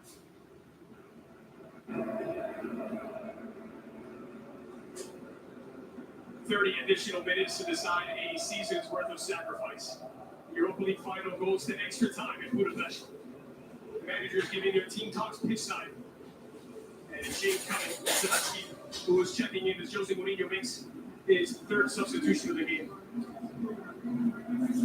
So this is like for like. Zelensky more offensive-minded than Cheney, who's the more defensively gifted of the two. Zelensky's very quickly playing a good final ball. And if they're going to sit back, players like now with that explosive pace. If they're going to sit back in extra time, they could be in They gotta take advantage of the. Swear to God, this dude has lost it. I don't see the script changing too much to how we saw it. The script changing too much. What the hell are you trying to tell me? A little bit of spark, something different for Roma when they do have the opportunity to charge forward. I'll go Michael Jordan's son to win the championship. I will. Michael Jordan's son win the championship. Devin Nuggets look sluggish up there. Might be either fresh off of playing basketball. Mourinho's football philosophy is built on that premise.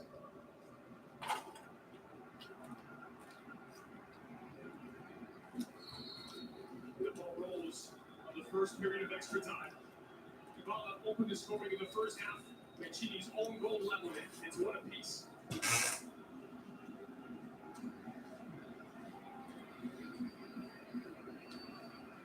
Go Roma.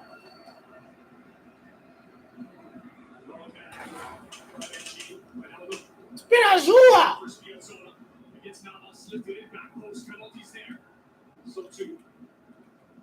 Mourinho saying a statement right away.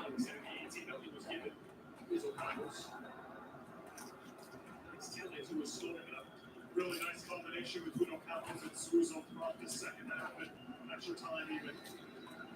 Always looking for each other, playing quick 1-2s. The word choice or decision might be made at halftime. To replace two of the three attacking midfielders, Suso and Eric Lamela. Suso in particular, the difference maker. He's on the ball now. And Campos massively stepped up the Suso on the field. The ball doesn't hurt their feet, but they're in that final third. And defenders are Jose Mourinho's going to find a way to win. really struggled in that first half. Lucky ass bastard, easy will. This cross was tripped in by Mancini on the own goal.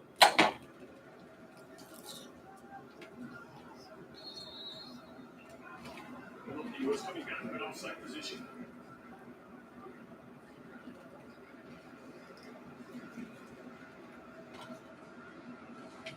It was worth €100 million once upon a time. Got a penalty.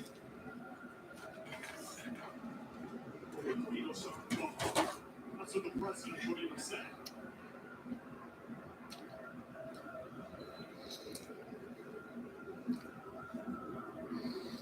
Roma have done nothing outside of DYBALA's goal. Long switch near side. Suso. Down by Spinazzola. Foul by Spinazzola. Call foul on Spinazzola. Penalty.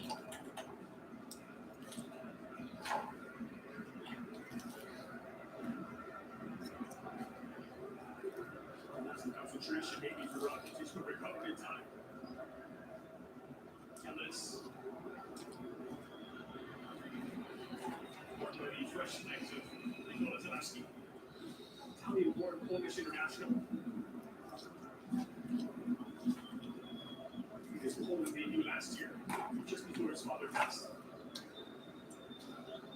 You've got to watch with tears in his eyes when he made his international debut. This is trouble there without Acuna, who is suspended. Tellez is the backup. And Don't tell us it's hurt.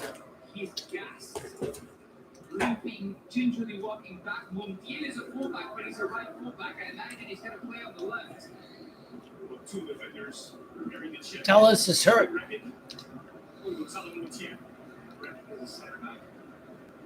Think he's a Portuguese defender. If I'm not mistaken.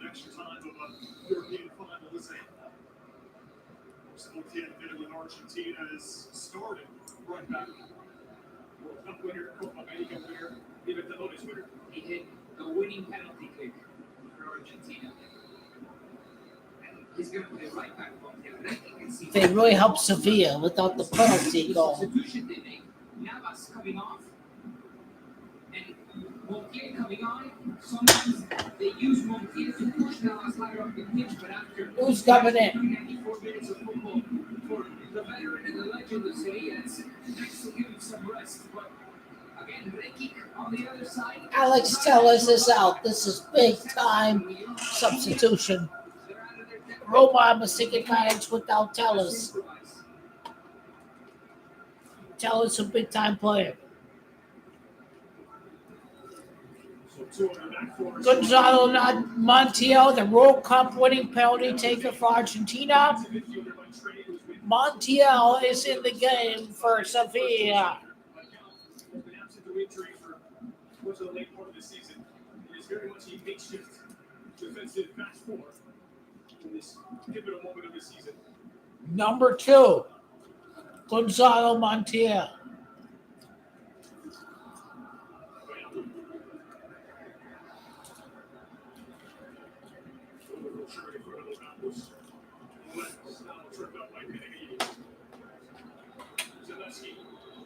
Substitute on his left, Sadowski.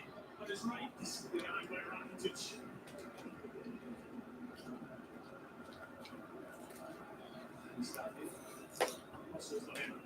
Now Roma in desperate need of any spell of possession here in Sevilla's half. Just a few 1-2s. They've certainly got the players of quality. You saw it there with Lorenzo Pellegrini, but just have not been able to put the strikers in good enough positions. Roma with the ball. At the keeper ball.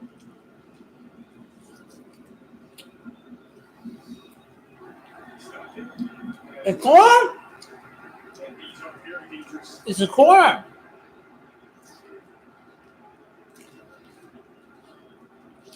Let's go have Becky out there to deliver. These dead ball situations. That was not Sevilla player. Ever so slightly off his right. Correct call.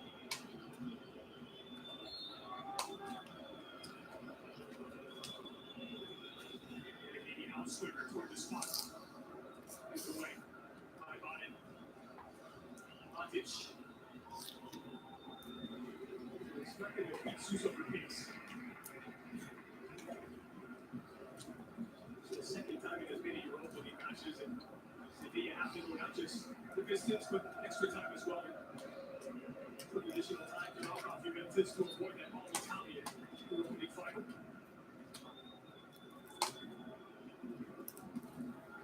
Italian clubs in all three major European finals.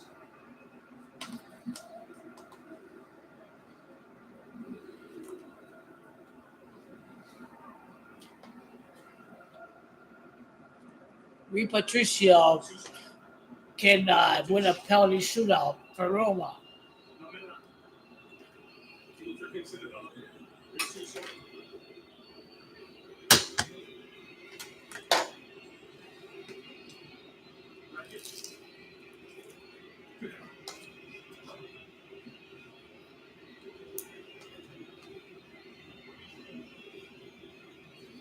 Go Roma! Extra time goal. Saw you get off.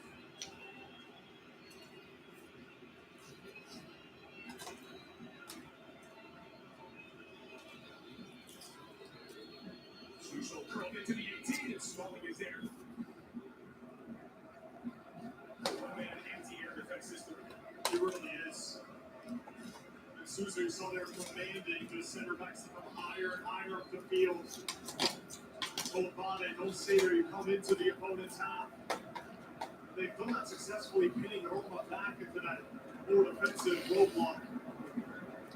DYBALA should stay in the game, I swear to God. Mourinho better be lucky. Once again.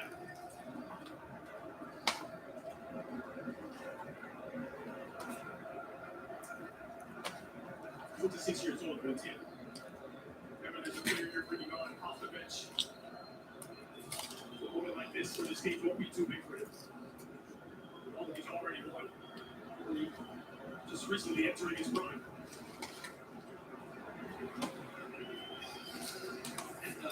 Importance each of those finals that I played in. Copa Libertadores final for River against the eternal rival Boca, and a World Cup final for Argentina against France.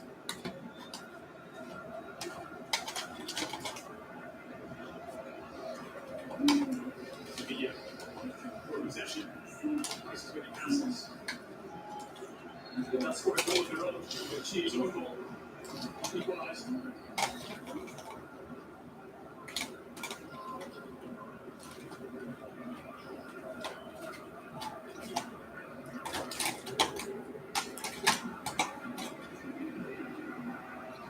Here's Montiel.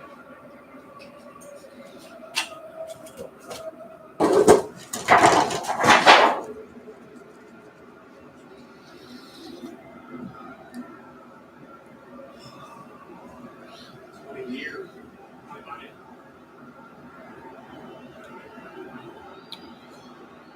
To go to Matic. Mancini.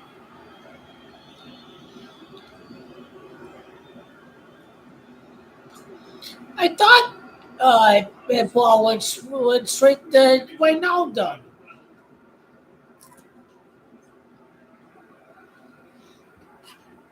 Sousa. Football, Sousa. Alabama. With Ricky alongside.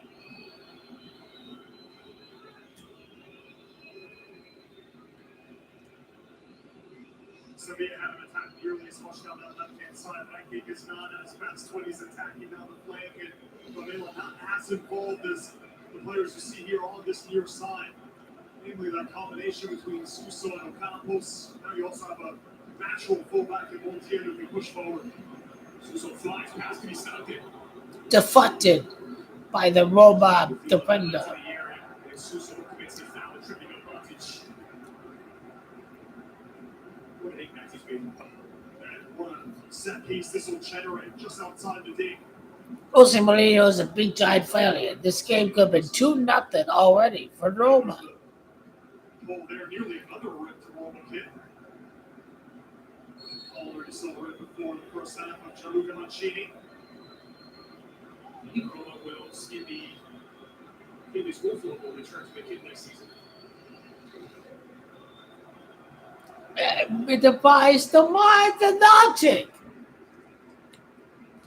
We don't take out Mourinho. You don't take out DYBALA and Abraham. You don't.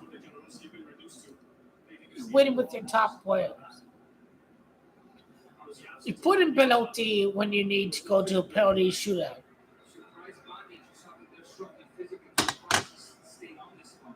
Mourinho's out of his mind. He has to be.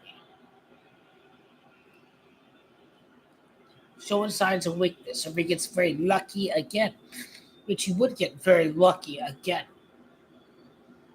That's the trust factor. Mourinho talks about the experience and trust factor he has in. Spinazzola! Bad pass. Roma joke. Roma trash. El Shaarawy is going to be in there for the penalties. Okay, El Shaarawy is going to be in there for the penalties.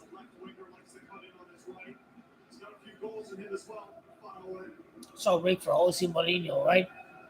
10 years ago, he was seen as the best Italian prospect when he was a teenager playing in Padua. Gino just praising the Spanish. FORZA Roma.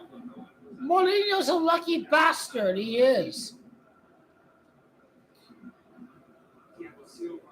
He's not making good decisions this match, but he's a lucky bastard. Sevilla can't do anything beyond a set piece goal.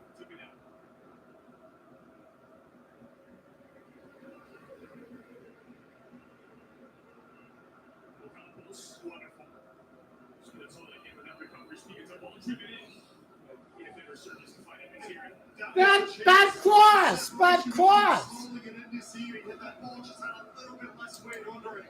But great job from Ocampos, who's finally found his footing in the last 50 minutes or so.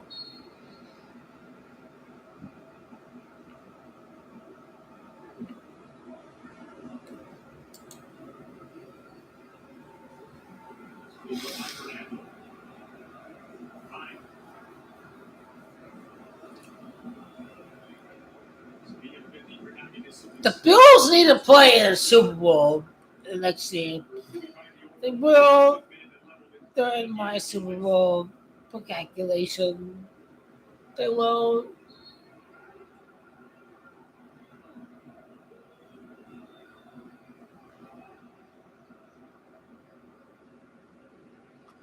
Fuck Sevilla. Fuck the fact that DYBALA's not playing the entire match.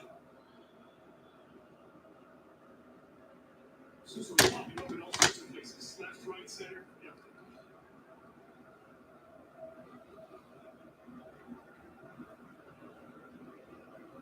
Rikic. Zaleski is begging for the yellow card.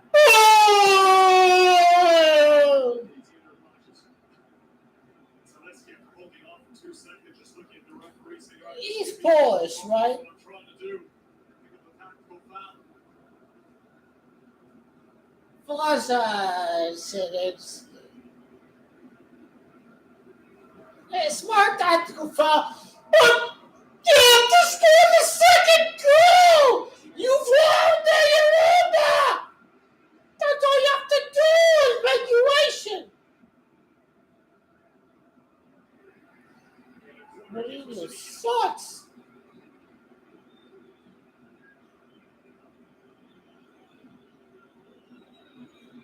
You're a joke, Mourinho. You're a joke-ass coach. You're a joke. Really? You're a lucky ass bastard.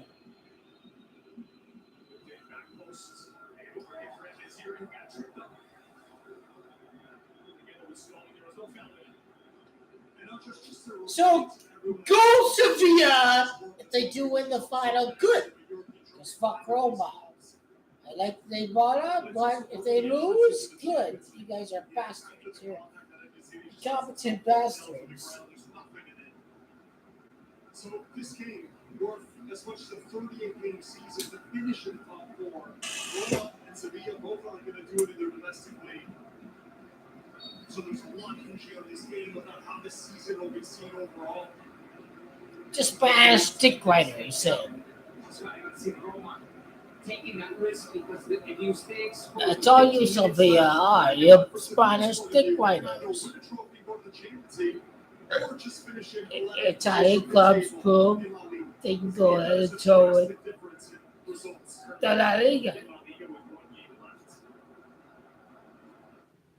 We've won 4 World Cups. We've won 4 World Cups. I wonder why. Because we have the edge on the tactical battle on the field. And after one period of extra time, it remains a goal apiece. Nothing separating Sevilla and Roma. I am like a more aggressive manager like Mourinho is doing the job. We'll keep it right here as we prepare for the start of the second half of extra time. And Chidi with the own goal that leveled it after DYBALA's brilliant opener in the 35th minute. How you not keep the ball through the whole fucking match? Possession and the chances for the better part of the end of this game.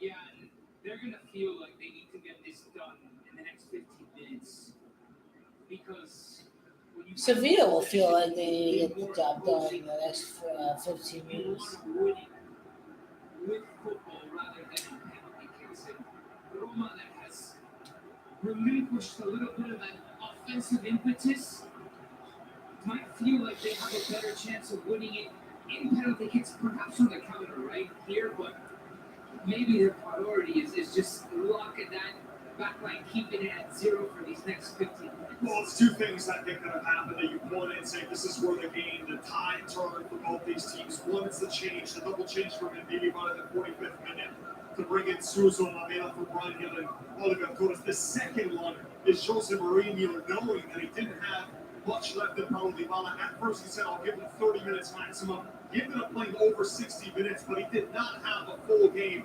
Not 90 minutes, certainly not 120. So when he came off, just the lack of creativity, the danger, the world-class ability that he can offer up top for Roma suddenly vanished. So those two things really make it much more clearly in the favor of Sevilla after the 45th minute mark. Something to leave out really good chat with and Naziri, who for the most part has been starless service. He's been flanked by 2 or 3 Roma defenders all game long. It's been a difficult game. They have Rafa Mir on the bench. I don't know if they're going to go to him to try to double up top. Who do you then take off? Because it's been working so well for Sevilla. They've got 2 subs left out of the 6 possible.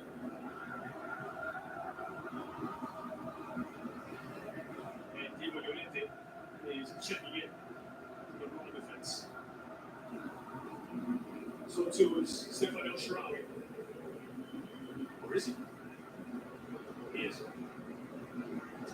So double substitution, Llorente and El Shaarawy.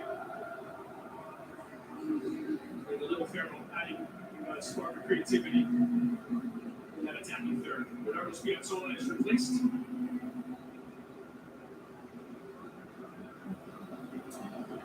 Spinazzola has run himself ragged. And Pellegrini will also exit.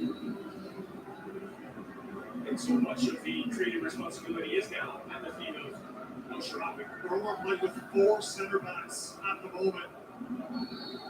El Shaarawy is going to line up on that left side where he likes to cut in on his right, but he's really going to be right alongside Penalty, who's more that natural target man up top. Sevilla were fighting to avoid relegation when Benviliva took over the club 10 weeks ago. Here they are 15 minutes away from potentially lifting another Europa League trophy. But as it stands, it would go to penalties. And Europa is the one who's playing the furthest on the left. Yeah, you know, they're gonna obviously have as many opportunity to take advantage, but I feel that Roma are gonna. And Mourinho, his brand of football is a disgrace. Roma's defending in the back four now with four center backs. Four center backs is strong for. Stefano Sharari in the game. Roma have their top options available.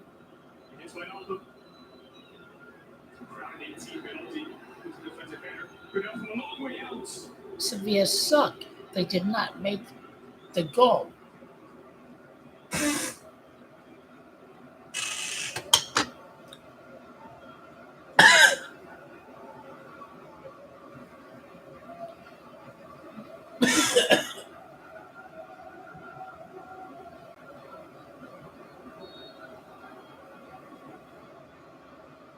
The changes suggest to you that Roma are just trying to hold on for penalties. I think they're also trying to be a lot more direct. The fact that David Zalewski and Sharawi, two of their quickest players now, to just hit out on the counter. You adapt and reinforce given the fact that they put in fullbacks in the end. The momentum of the game has been handed to Sevilla's way, but not too many opportunities on goal. Obviously, Mourinho would rather have the goal and open play, but pretty much the entirety of the game has suggested that he would rather defend first and then make the most of the situations he have up top. And he's not taking nearly as many risks as Sevilla has since the 45th minute mark. Who's ready? Mourinho conducted from the technical area as he signals for Zalewski to close in on the block here.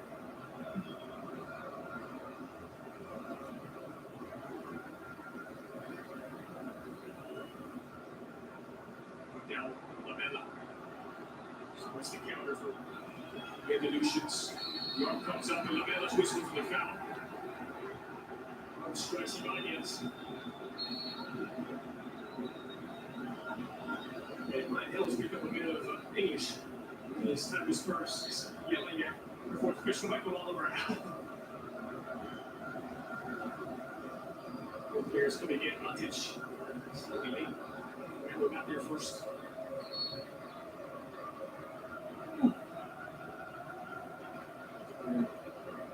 Something after. Shoulder. That's the one that was whistled.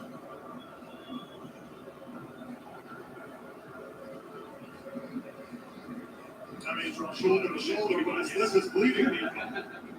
The sharp shoulder. That looks like he just got a busted lip from the contact, and it was that extended elbow or forearm that just caught him across the face. Much has been made of leading to this game. Roma having a higher budget than Sevilla, Sevilla having more history in this competition. Throw all of that out the window. But one thing that may be playing a factor in this late stage of the match, the roster for Roma isn't particularly long. There aren't a lot of attacking options that Mourinho could have brought on. It is by roster design forced to take this ultra defensive approach toward penalties. The fact that he gets to a Europa League final with this squad, with DYBALA injured for. That's the big thing. They've had so many key injuries to important players. And now look at the elbow right there. That looks a little bit malicious from Eric Lamela. I take it back. He cocks it back. He knows that Ibanez is coming off to his right. I take it back. And he opened up the lip of the center back there with that contact. Taking a moment to meditate. Jose Mourinho.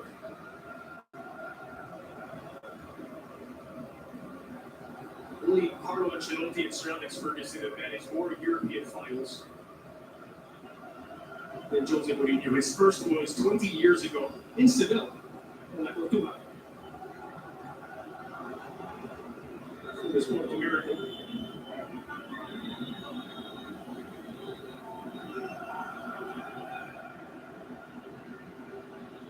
And we're going to see some significant time added on to the back end of the 120th minute.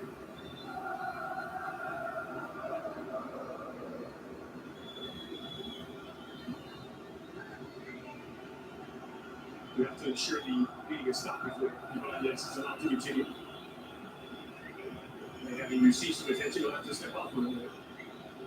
And it really did open up with a significant cut there above the lip. DYBALA caught right with the pointy end of the elbow.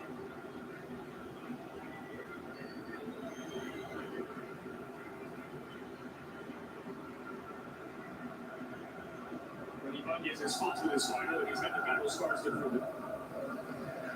But it's still fired up.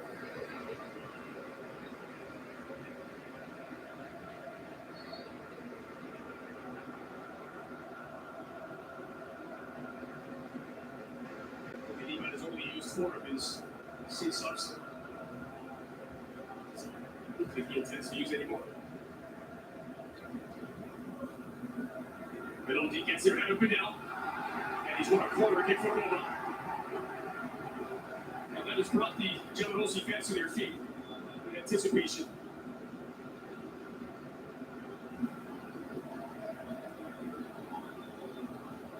So DYBALA, no Pellegrini, it's Celesti over to take the corner.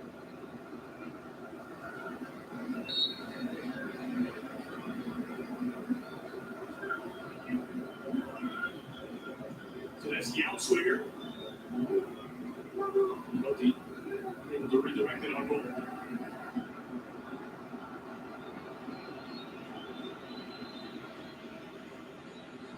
It's launched by Patricio.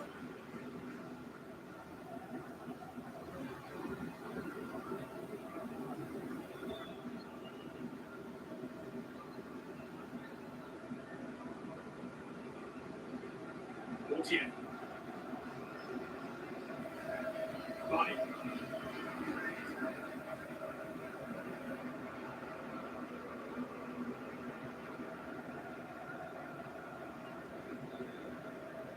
That ball from Rakitic. As he struggled to control it. Dispossessed by Smalling.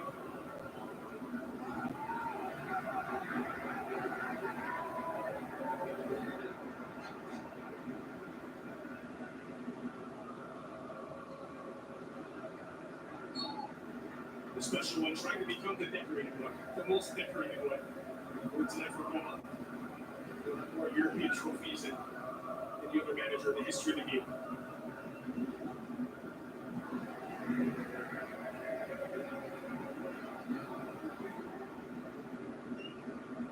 Seemed to neutralize that surge from Sevilla. So that last foul really took a lot of the sting and intensity out of the game, that both from the crowd perspective and also what we've seen on the pitch with so many tired legs. Got in this area, Lamela checks his shoulder. Rakitic stepped it away.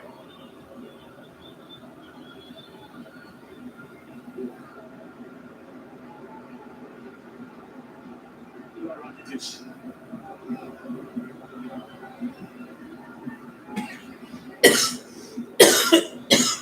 They've got a Ziri Lamela. Celesti still on his left, blocked by Smalling. He's been imperious. Here's Fernando. Gauthier. Again, Smalling second everything in the 18. Unbelievable. Patrolling the skies.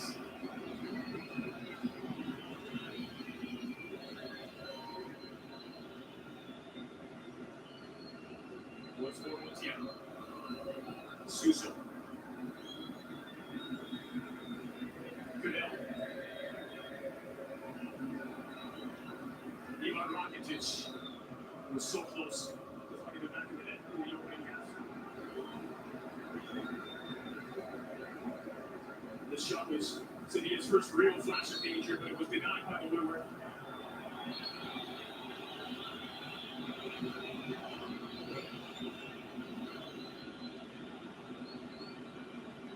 Matic.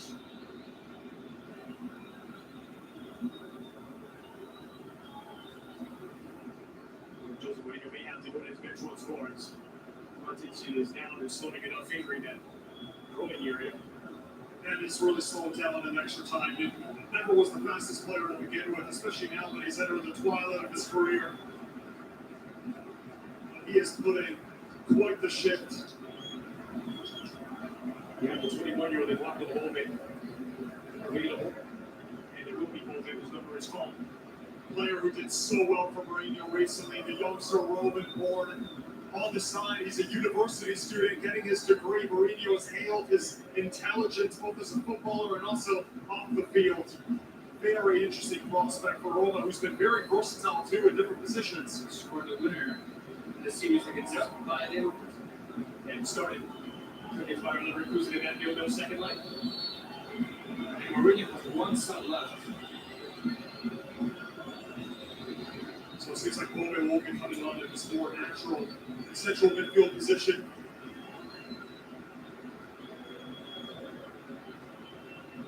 And in the back of your minds, penalties loom. So this is the sixth and final substitution for Roma. Eventually.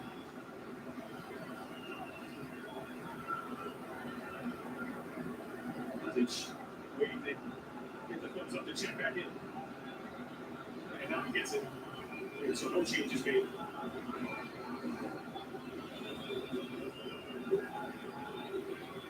Montiel. Suso.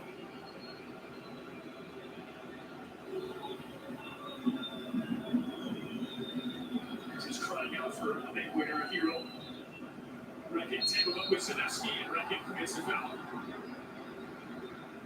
As he's smartly putting his body in the way.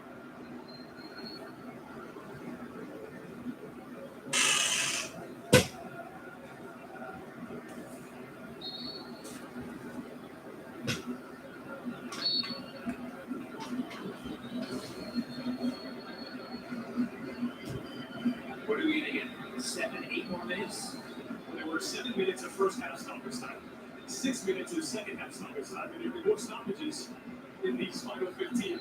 And neither of those first two stand out. Matic is back in, and Bove is ready to check in. Have to make that switch. He's trying to carry on. Was it maybe a bit of gamesmanship to try and get Bove? But oh, look at Mourinho's.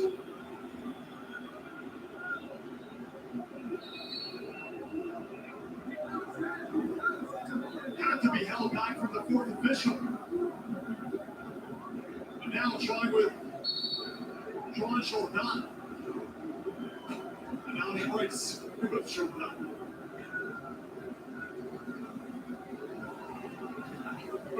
And we'll get the yellow from Anthony Taylor.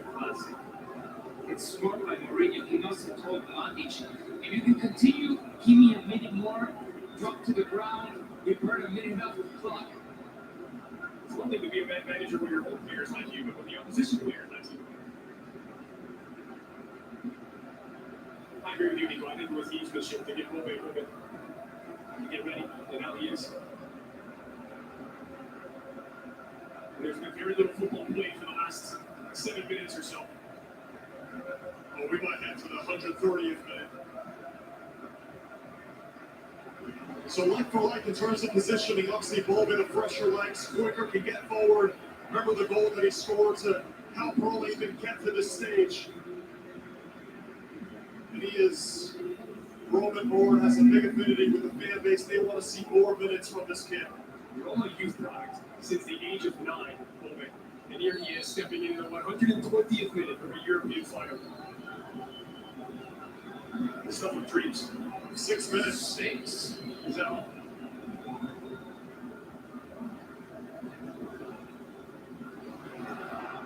It's Suso. 6 minutes added on. Sevilla looking to make the most of it. Ronaldo intercepts. El Shaarawy really made an impact from not really had the ball. This possession was brief.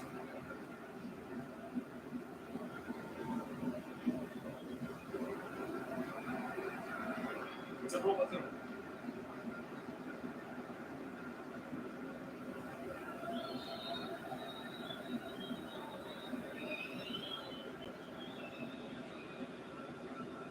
Confirms the yellow card for during the altercation.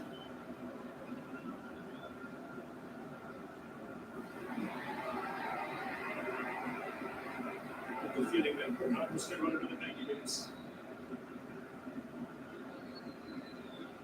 Who fights every ball to the death. It's laid off. Campos streaking into the area. It's pulled back from his hero. Oh, that was there to intercept. Located by Suso. Attacked by Naziri. On the bounce collected. Well, pivotal first touch from Eduardo Bove. Yes, there were options behind. Great give and go here. Montiel, that little touch to evade the oncoming pressure by Cristante. And Bove gets such an important interception there.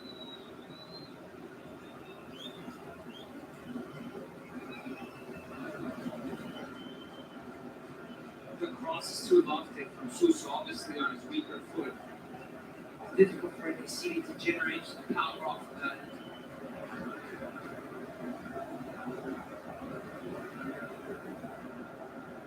Rakitic had a touch. Bove will define penalty. Two positive touches for Bogus. It's coming on. Penalty muscled up the ball. Zalewski draws the foul and a free kick for Roma. Really well done by the youngster. Giordano was also booked. And the altercation with Jose Mourinho. Sevilla have 3 yellow cards given to them in this final. 2 for players who have not even stepped on the pitch. Rafa Beard and John Giordano.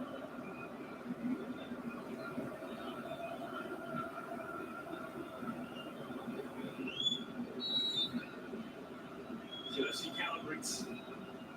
Delivers. Cristante was the intended target to see.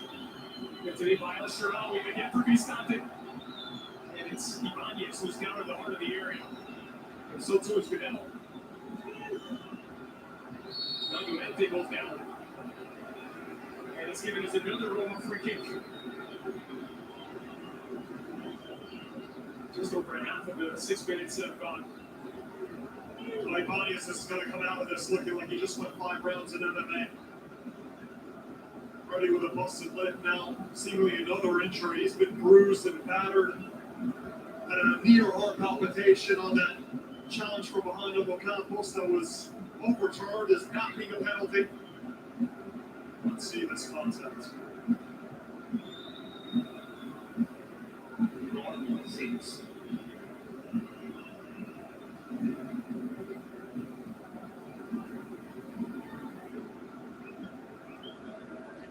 It's a yellow given to Campos.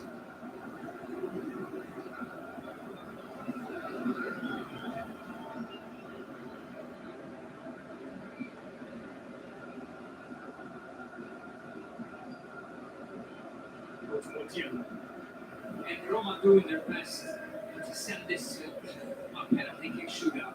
How much actual football have we had in the last 15 minutes?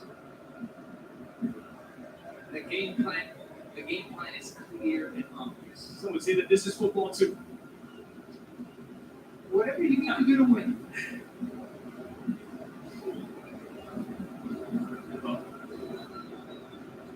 The threat is currently pointed at Bono's direction. Let's remember back to the World Cup, Bono, a hero in the penalty kick shootout against Spain. 1-1 in the 126th minute of the Europa League final.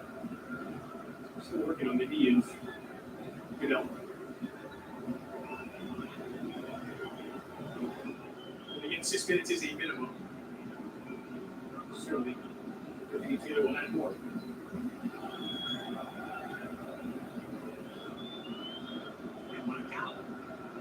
is suiting up. Haven't seen a lot of him for Sevilla. But he was not even really expected to be on the active roster in the lead up to this. He traveled with the team because Mendilibar traveled with the entirety of the team, including Acuna, who was suspended. He was a surprise in the active roster right now. But he may come on for the penalty shootout. Center back Macau has been struggling with injuries all season long. Came over from Galatasaray in Turkey. Had to get adjusted a little bit at the beginning of the season.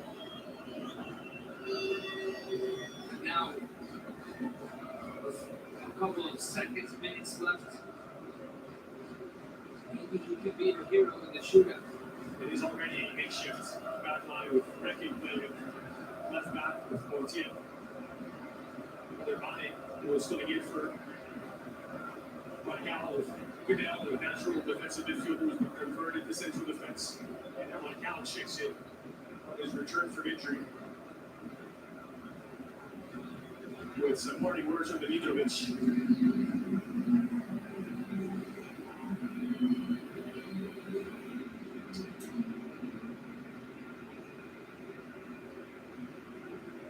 Does put a little bit of weight on that knee.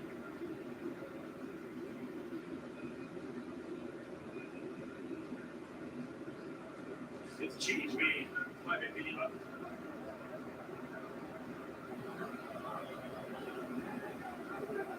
Let's continue to the 128th minute. We'll just mention one thing. So you mentioned Bala's penalty record, especially in the World Cup.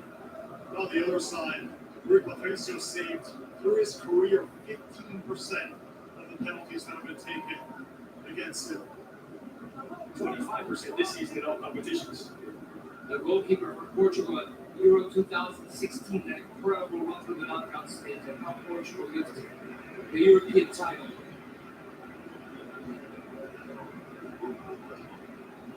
And now Fernando seems to have a problem. There is collective cranking now affecting these players' intensity that this game's been played out. They do have one change left, and they're going to make it. Is John Jordan, who comes onto the pitch, having already been booked. And that's all 6 subs for Sevilla. Also thoughts now from the manager of the players that they want taking the penalties.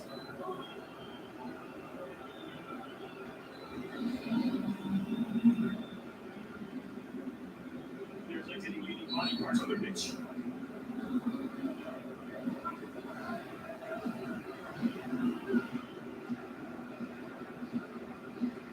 Deep into extra time, stoppage time.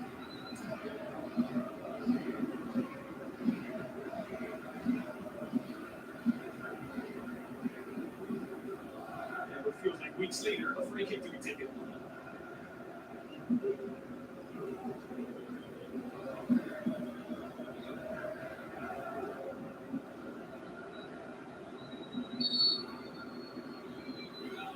Zalewski lifted it to the 6. It's punched away by Bono. Confidently done. Ibanez has won another free kick. Lamela was lured into the contact. And a yellow for Lucas Ocampos. And surely now this last kick of the game in the situation that Roma love to be in the most, getting all the center backs up, 4 of them on the pitch. Ibani is once again the one getting pulled over. Camilla losing composure in critical moments of the There's game. no need.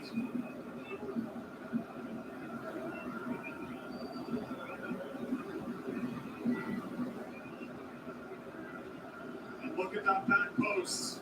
That's where Chris Smalling is. Beloti's even further back. Maybe can he sneak in the back post?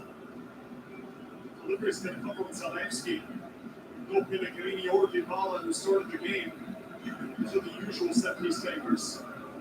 So the right of Zalewski and a lot of tall players at that back post for taking that.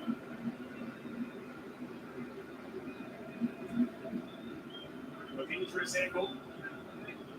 The threat of a late would-be game winner at the feet of Nikola Zalewski.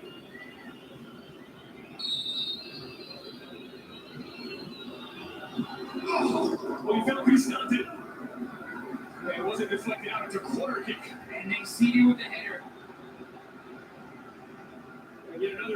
this opportunity for Roma.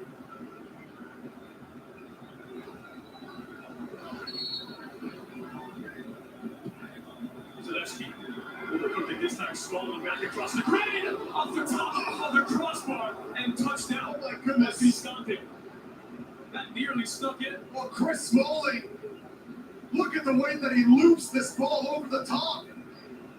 I mean, he's leaning back and he's still able to get the perfect weight on it for it to drop down and nearly sneak itself under the crossbar. That would have been remarkable in the 131st minute. Have we ever had a goal in the 131st minute in football? Put in the air by Bove. Still by Campos.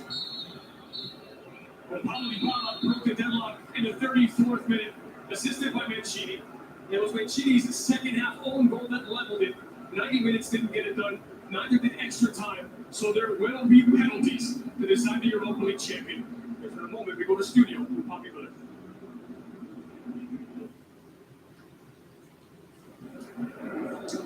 Roma just hanging on for moments there in extra time, but what some brilliant set pieces late on in the game. Almost 12 minutes of stoppage time on the extra time. It's been back and forth. Roma just hanging on in moments there, though, Charlie. It's all about just limiting mistakes because both teams, it seemed like, took their foot off the gas once they got their goal. And you were looking at set pieces as the main way to score goals. And Roma, again, close. Cristante missed that cross. He just mistimed it.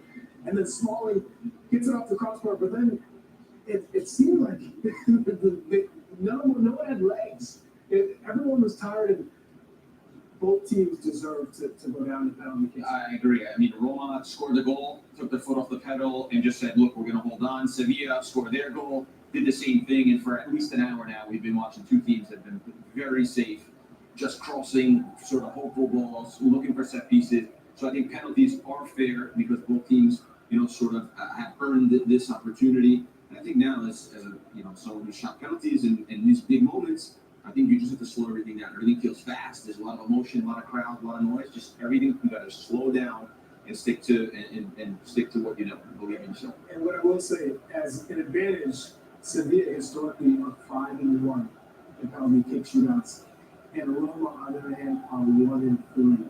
So the advantage right now, I think, goes to Sevilla because they got back in the game, and it seemed like Roma didn't have the legs. Most of the players were much more fatigued than a Sevilla side who were tactically disciplined in that, at least that second half. Yeah, also like from a player's perspective in these moments, where you can see Jose gathering the team and talking to them ahead of these penalty kicks. And how do you decide who's going to be a penalty taker? Is it already preset? I've been on clubs where it's preset, and then I've been in clubs where with this many substitutions, maybe the preset's going to be difficult. And I've been in clubs where they say, the manager says, hey, who wants to take it? I really don't like when a manager comes to the group and says, who wants to take it? Really? No, I want If you're not feeling good in this moment, you better feel good. You're a professional. Like, don't tell me at this moment, you go, Coach, I don't feel good. I'm not comfortable. No, every player should be ready. And in my mind, the coach knows who can take pens and who can't because you practice this throughout the year. You know, eventually you could go down it can come down to penalty kicks, and you have to know who can take them, who can take them accurately, and who feels good about them. I always felt as an attacking player, there's a responsibility there. You're usually the more technical player, and that's your bread and butter, finishing. Anyone who plays in the attack, as a striker, as a forward, or winger, whatever, I think one of your main attributes should be finishing. So this is a standard finish from 12 yards away, I suppose. So I think. finish. How good was your conversion rate, Rob? Oh, listen, Happy, at the end of the day, you said also, you asked me before, you said, do you get pressure in these moments? Of course, maybe you feel pressure, maybe you don't, but at the end of the day, you know what you're doing, you pick your spot, and you have to live with whatever the result. You have to also have enough courage to be able to miss all the way and say, look, I did my best. The attacking player better have more technical ability than some of these defenders. What about in terms of who goes first and second? How much bearing does that have, if any? I think it's really important that whoever goes first is a very solid penalty kick taker because you want to start off on the right foot. It takes the pressure off the team just a bit because if that first taker misses, it could really have a trickle-down effect. What about in terms of teams, though? Sorry, if Roma get the chance to go first or second, or vice versa. I think you want to go first. You want to shoot first, and you want to score first. You put your best players first. And if you are one of the later players to shoot, I remember always watching what their goalkeeper does. Is he leaving early? Is he waiting in the middle? What is his tendencies? Anything I could pick up or learn in that moment on, I'm trying to pick up. But you want your best kickers first, and you want goals right away. Because we've seen nowadays with penalties, the penalty taker will watch the keeper all the way down until the last second. And back in the older days, it would, I'll pick it my spot when I'm going.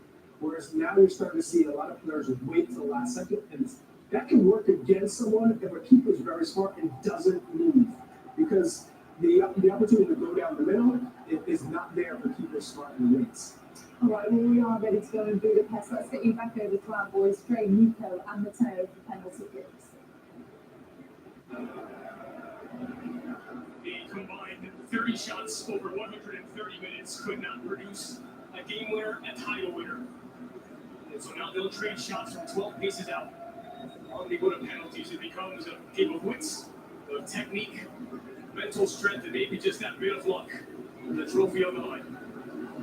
The way the seasons will be remembered for these two teams on the line, a major European trophy, access to the Champions League. It changes fundamentally how you approach the summer transfer window. This has repercussions now, whoever wins this game for the next foreseeable future, and certainly for next season. Penalties at the Sevilla end. Rakitic winning both coin flips. It's about to take first. Patricio has played more games in this competition than anyone else. His record 70th appearance. It's now in his hands for Roma.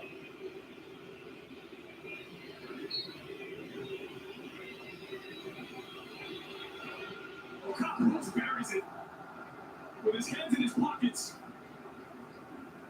Little stutter step there at the end gets the goalkeeper Rui Patricio to go the wrong way. Patricio drives off to his left and Okapo's straight down the middle.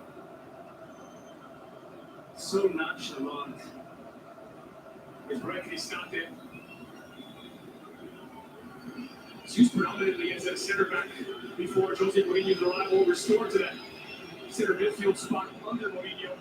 Has been forced to fill in as a defender. That's today when Smalley came back.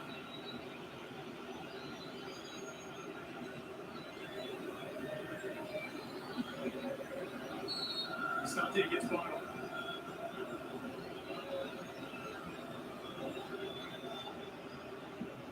And he scores! Bono got a hand onto it. But it was rifled in by the Italian. Power placement. Anytime you beat the goalkeeper and he guesses correctly, that's when you know you've hit a picture-perfect penalty. Could not have struck this one any better. What a hit from Brian Cristante. It's Favela. Who walks up and places it. Right on at the start of the second half. Ian Suso changed the game for Sevilla. And he sneaks it into the bottom corner. Rui Patricio gets right, but he couldn't get there. A lot of precision on that penalty kick. Kissing the post almost. Guides it into the side netting, right where it meets the back of the net. Well struck.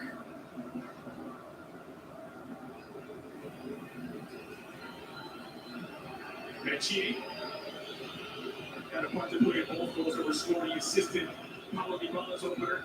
His own goal leveled it for Sevilla. Now a chance to tilt the balance back in Roma's way.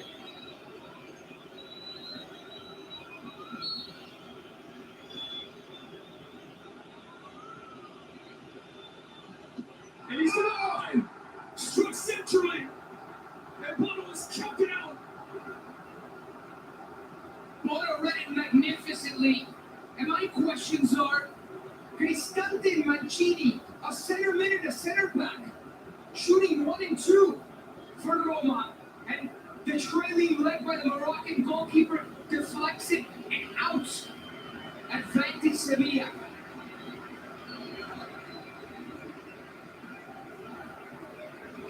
Ivan Rakitic. After Mancini took his penalty wearing the captain's armband, so too does Rakitic.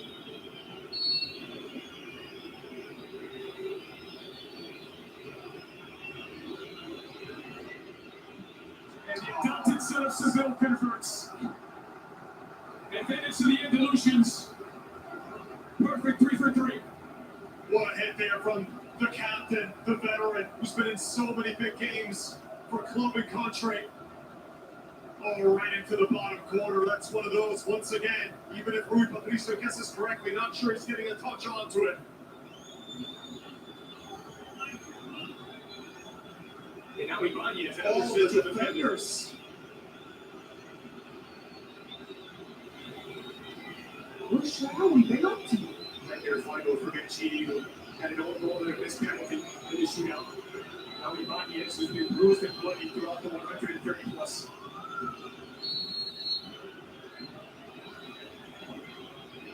Bono's telling him where to go, to his right.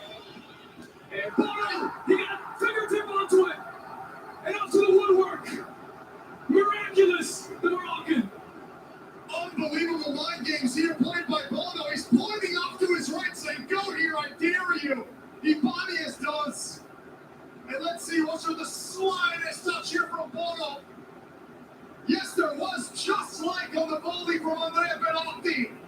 Bono gets a touch, deflects it off the post.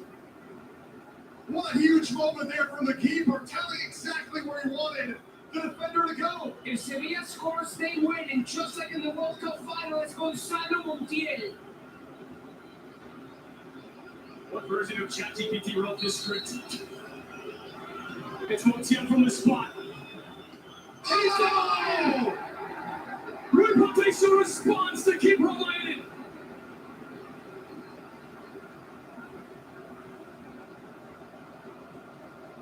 My goodness, the drama. And that one wasn't angled perfectly. Guesses correctly, he's just got to lift one hand up. Finally gets one to go his way, Rui Patricio. It's going to be retaken. Oh my goodness. Via VAR. The penalty was reviewed and it's been ordered as a retake. Encroachment.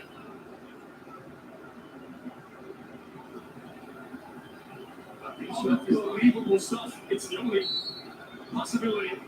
Montiel take 2. And this one bears in!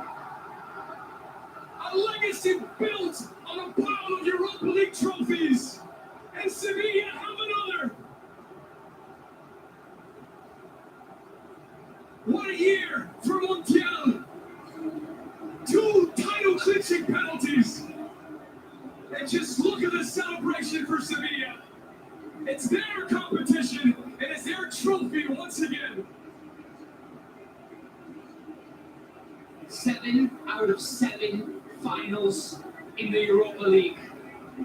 This is their tournament. There's a feeling, there's a certain touch that they have when they show up to the stage. And Montiel, just like he did 6 months ago, hit the winning penalty kick in the shootout for Argentina and is now the hero again against Roma for Sevilla. Unbelievable scenes as the fans storm the field. This is their tournament. Europa League is synonymous with Sevilla Football Club. And agonizing from a Roma perspective, the players in tears on the ground.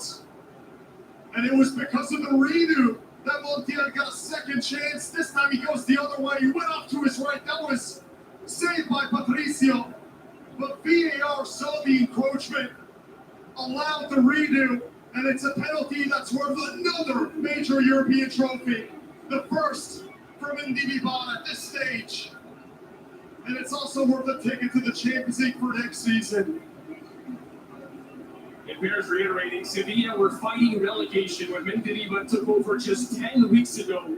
2 points above the drop line. He steered them to safety. He steered them to European glory. Through 3 managers, Julian Lopetegui, Jorge Sampaoli, they couldn't get the job done. Experienced managers. And Mendilibar, whose 20-plus year career where he's been floating in the lower tiers of the Spanish top flight with teams that don't even come close to how great Sevilla are. He was given the opportunity of his life. Sorry, Nico, but questions here when you see the tears flowing from the Roma players. As you mentioned, the penalty order, the center backs going first. We did not see Stefan El-Shaarawy. We did not see the attackers go on and take a penalty. Very interesting. It does not pay off in the end.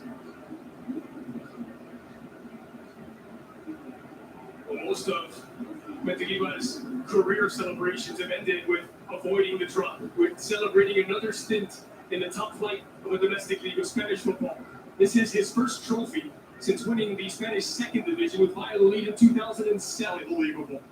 Truly unbelievable. He doesn't even have a contract renewal yet. He has, well, exceeded every expectation. This is the most deserved contract renewal. He's Well, going number to 0 or 2 on the end of that contract. be managing in the Champions League. Legend, hero already in 10 weeks of work. To answer your penalty kick under the season for Roma, the majority of the penalties were taken by Pellegrini, since he was no longer on the pitch. Second most was Paulo DYBALA, 5. He was no longer on the pitch. And after that, it was Cristante and Belotti. Cristante went first. As they etched Sevilla's name onto yet another Europa League trophy. We'll step aside for just a moment. We'll be back for the trophy presentation. The final score in Budapest was 1-1 in normal time and extra time. Sevilla winning 4-1 on penalties.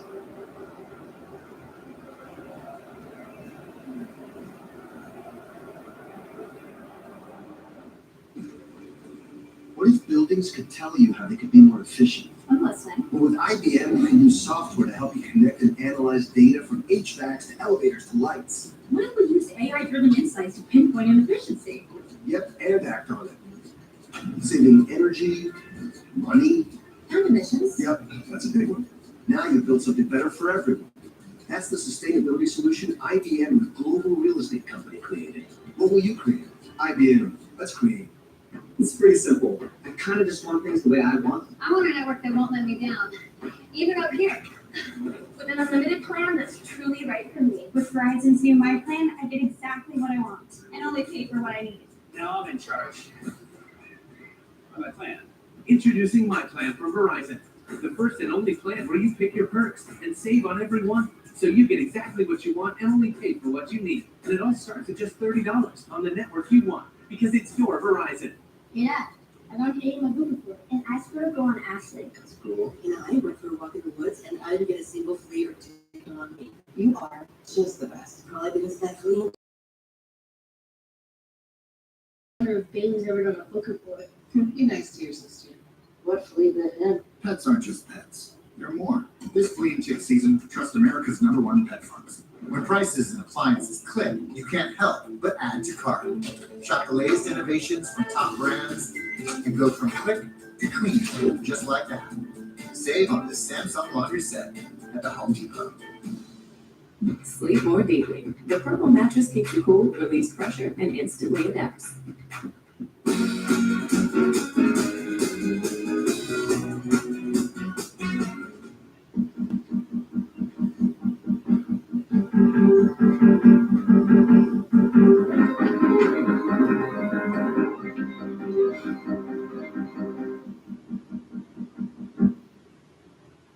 Doing something for me for a change was getting my education, so I decided that Purdue Global was the way to go. Learning should never stop. It was definitely the right time for me. There's more to life than just being everyday average. This is my comeback. Start yours at purdueglobal.edu. SeatGeek presents Boomstick Lake. SeatGeek helps her find the perfect seat so she can sit where her boomsticks make the biggest boom. Oh, okay. SeatGeek handles the tickets so fans can think. I turned my chest hair into the shape of small animals. It's a squirrel. You don't need to get that personal to get the State Farm personal price plan. It just helps you create an affordable price. Like a good neighbor, State Farm is there. Call or click to get a quote today. Or Empress for certain.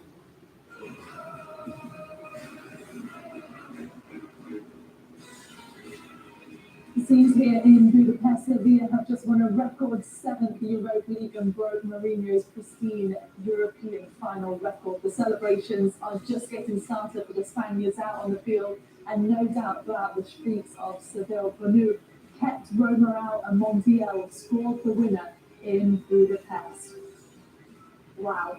What a match that was. Such a dramatic ending for what was a 1-1 game throughout the entirety of the match. And then we saw so much added on time, stoppage time, late game drama. But in the end, Grella, Sevilla deserving winners. Congratulations to Sevilla. Yeah, I think that in a lot of ways they beat Roma at their own game. They scored an own goal, right? And then they defended. They played an ugly game. They played a physical game. I thought in the first half they looked at that and probably said, okay, we need to be better. We need to compete more. They've competed in the second half.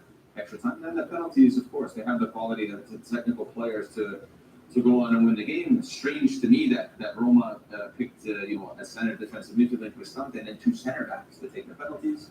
But again, who knows why, Papi? But like I said, before the penalties, I think you want to take the attackers. They're just by nature the more technical players. Well, it's not only that, it's all 3 players played 120 minutes versus getting some fresh legs, somebody who's hyper. You have Zalewski, Wijnaldum, Belotti, and Sherrard.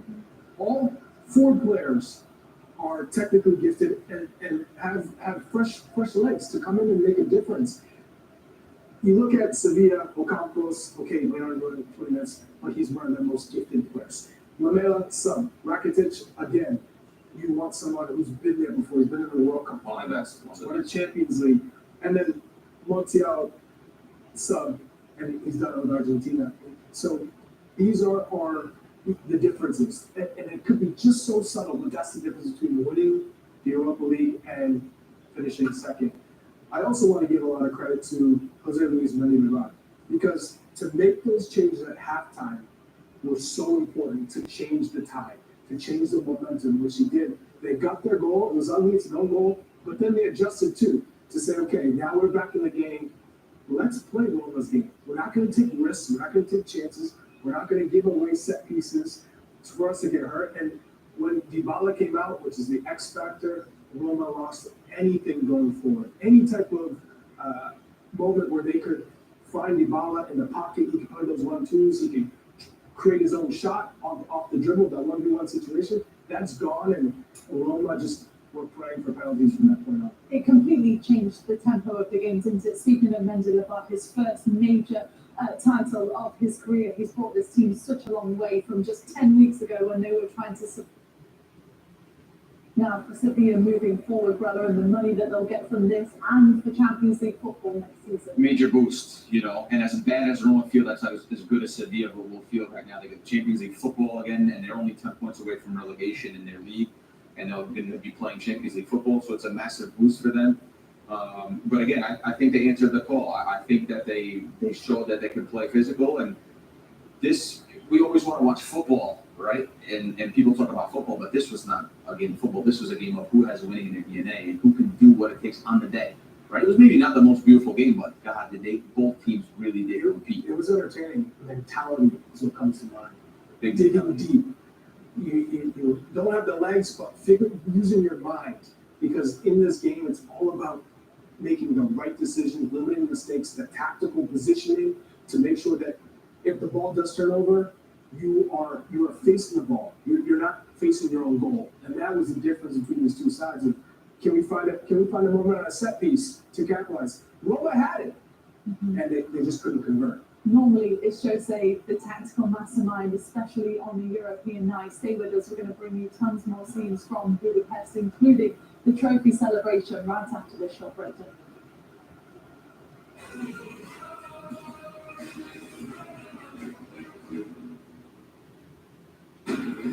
Said I'm fired up. I'm sorry, your time's up.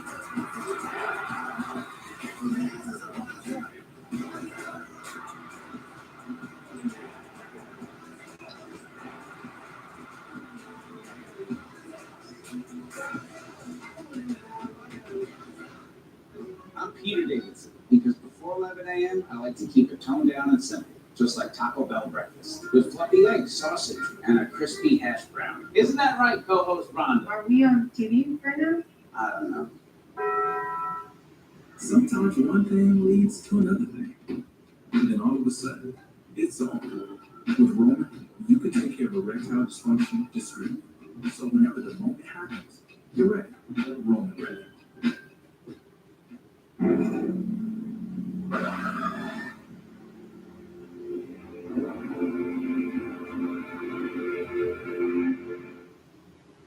Guys, help me understand something. If hair loss is one of the biggest insecurities men face, and it's totally treatable, why haven't you done anything about it? Bosley, America's #1 hair restoration experts, are here to help. Bosley uses the latest technology and science to give you your real hair back permanently. That's a promise backed by the Bosley Guarantee. And right now, they've got an incredible free offer for you. If you scan this QR code, they're going to give you the completely free Bosley Info Kit. You're also going to get a $250 free Bosley gift card. Guys, do not wait. Do not suffer the insecurity that I know that a lot of you guys are suffering with. Bosley is a solution for you at any stage of hair loss, which is something that I love. Do you think these guys are happy they went to Bosley? So guys, what are you waiting for? Go see Bosley. Scan the code and get your real hair back. For your free information kit and free gift card for $250 off, scan the code. Don't wait. Scan the code now. Ask about the Bosley Guarantee. Some things are better left to a professional, In hindsight, probably should have tried to remove my own appendix. like when it comes to finding financial advisors. What was I thinking? So leave it to Smart Asset to find them for you. Take the free quiz at smartasset.com. Then you'll be matched with up to 3 vetted fiduciary financial advisors.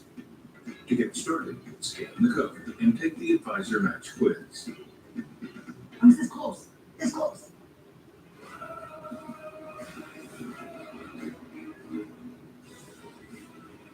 Sevilla have reached new heights of European football with tonight's win after not long ago staring down the depths of relegation. What a roller coaster it has been for this team, but never doubt the Spaniards, especially in this competition. Lucky number 7 is heading to Andalusia. Let's take you back over to Budapest with Anita and Marco, who are standing by. Marco, I have to just tell you this.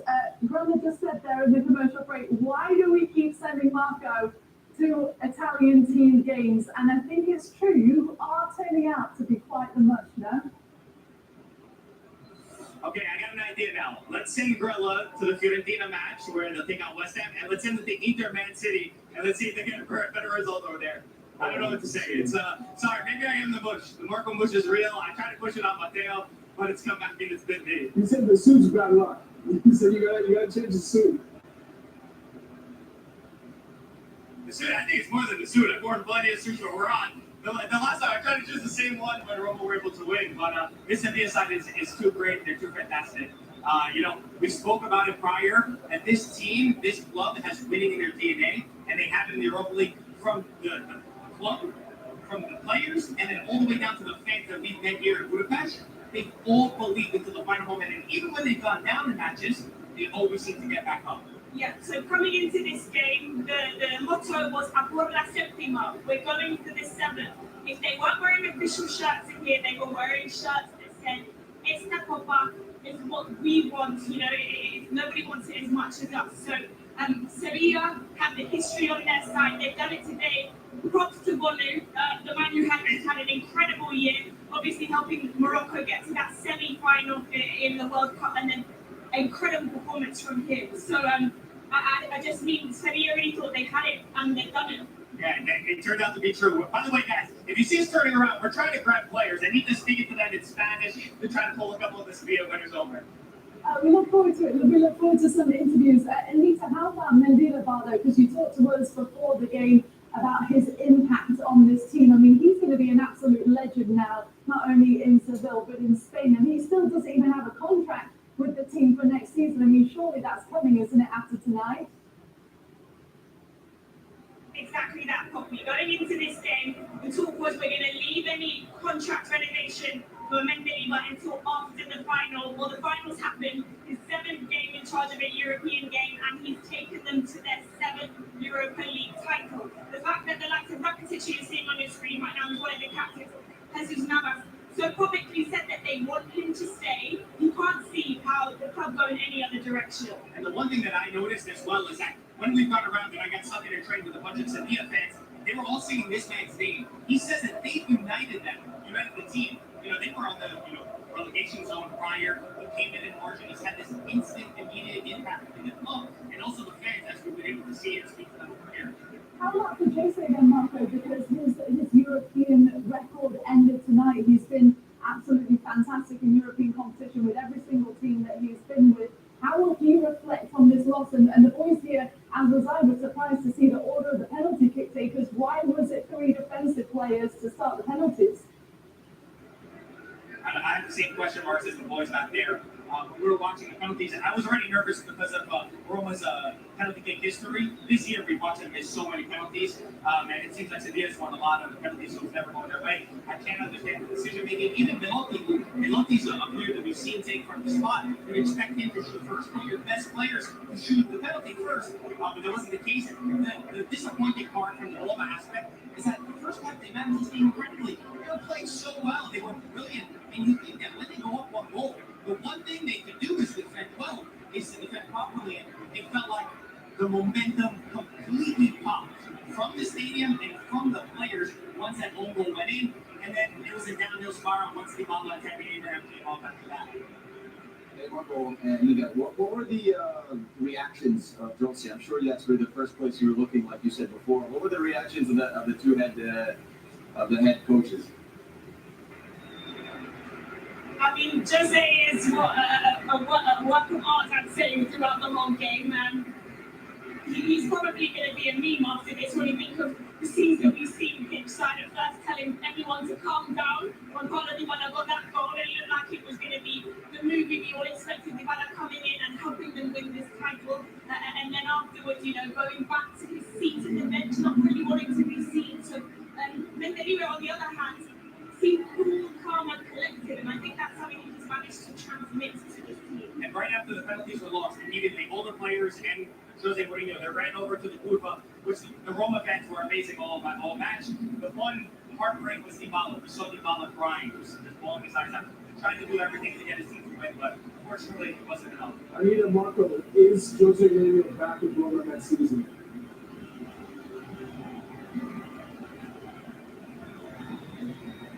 I think you might have lost them. Anita, Marco, if you can still hear us, thanks so much. We'll catch up with you really, really soon because the trophy is coming out to crown the winner shortly. How about you answer your own question, Chuck? What do you think? Jose back with Roma next season? I don't think so. Really?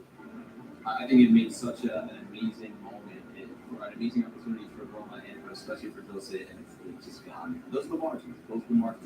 Do you think he would have been had they won tonight on the other side of that? No, I don't think so. It might have been a little bit more enticing because he's in the Champions League again and probably gets a transfer kitty to go out and invest in the squad. I think without that, it's very difficult for Jose Mourinho to stick with the squad, but he has limited resources to invest in. Is this season still been a success for Roma, do you think, Bella? It's difficult. You hate to say it in this moment now, and you feel for the players. They played a fantastic match in terms of what they put into it physically, what they put into it mentally, emotionally. So, you don't want to say it's been an unsuccessful season right now, but in my opinion, if you ask me the question, then I have to say yes, because they didn't finish top 4, and now there's no Champions League football. They didn't win the trophy, although they made it to the final, but you don't get too much for that. You get the money that you earn, but that's it. I think they would have got away with, if they won tonight, it would have been unbelievable. It would have been a lot of talk about Roma, a lot of talk about Jose, a lot of talk about them moving in the right direction. And now just because of penalties, and these are the margins we talk about, just because of penalties, now we're saying maybe it was not such a great season in the end. More to come on that discussion, but you're right, they came so close, but football is full of the thinnest margins. Let's just take a look at the scenes over in Roma at the Stadio Olimpico, because the Roma fans that couldn't be in Budapest tonight are back at home in their home stadium. This is them after the match, still out in full force, united together throughout the game, and as Marco said, still a fantastic attitude and atmosphere after the loss as well to support their team. You like to see that though, don't you? The support that they get week in, week out at the Olimpico. Definitely, they're one of the best fan bases in the world, no question about it. Staying strong in the moment where it's not so easy to stay strong right now. It's not so easy to feel good about yourself and to clap and to celebrate.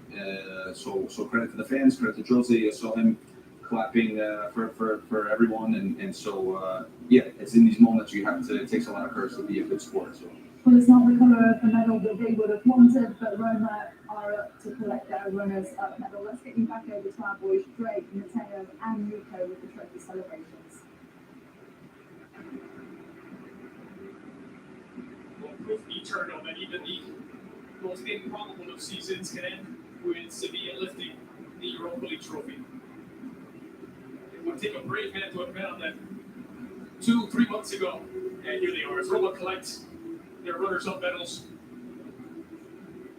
They were the adversary, the winners of last season's Europa Conference League, a second consecutive European final for the Giallorossi. Matteo, where are they now? Well, they're in a position where Jose Mourinho has tried desperately to change the culture around the club. You know, there's this thing that you felt Roma would always find a way to harm themselves in important games. That was the old reputation, the one that Mourinho so carefully tried to change. And he started off well by winning the inaugural Conference League last season against Feyenoord, getting the club to the Europa League final, getting them all the way to this stage where they lost on penalties. So I think they need to be proud about how they handled this tournament this season. They were expected to maybe challenge a bit more for the top four. This would have been a perfect entrance for them into the Champions League next season, which ultimately is the reason why you bring in a Mourinho, a DYBALA, and some of the other signings that they've made recently. They will not have Champions League football next season. This was their only avenue left to get there. I believe fifth is as high as they can finish in Serie A. Does this take any of the luster off of Mourinho's reputation? When you play football and Mourinho's on your squad, you want to be in Champions League football. And this was their ticket, this was their avenue, the last hope of the season to be in the most coveted tournament in European football. And at the end of the day, they were very thin. A squad that maybe you didn't expect for them to be in the Europa League final even. They were seconds away from elimination against Feyenoord. But they did that, and Mourinho did Mourinho. And look where they got to. Yes, they have to be very proud of this achievement of getting this far, fighting on two fronts in Serie A to the very end, and getting here. Just a bit agonizing that they came up short, but it is what it is. And now a crowning moment for Jose Luis Mendilibar, for Youssef Endiziri, who is Sevilla's top scorer in all competitions, including the Europa League. Even after all of these times, now he's seventh Europa League / UEFA Cup competition. It means so much to this club. It is their most identifying feature on the world stage. I think when you look back at the season, you'll wonder, how did they do this? This turnaround, one of the most miraculous. You're not supposed to have 3 different managers, be 2 points from relegation when the new manager comes on, who's normally supposed to save clubs from going down to the Segunda in Spain. And to go all the way to the Champions League via the Europa League trophy, where they're 7 out of 7. It almost seems too good to be true, Andres. It's a script for Hollywood, this one, the story of Mendilibar at this stage of his career. Mendilibar was asked in the pregame press conference whether he had any trouble sleeping ahead of the final. He said, "We woke up a bit early. I'm kind of sleepy now."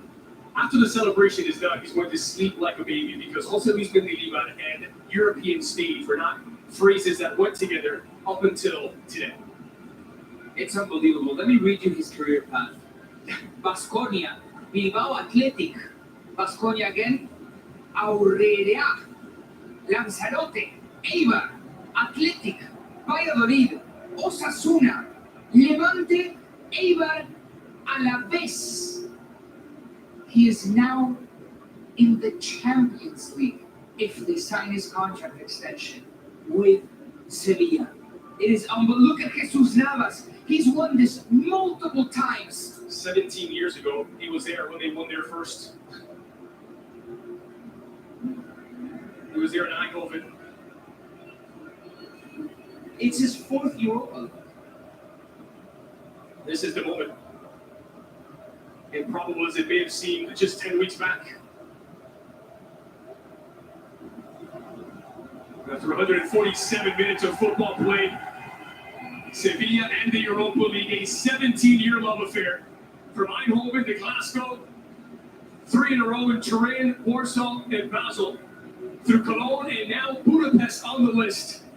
It is 7th heaven for Sevilla.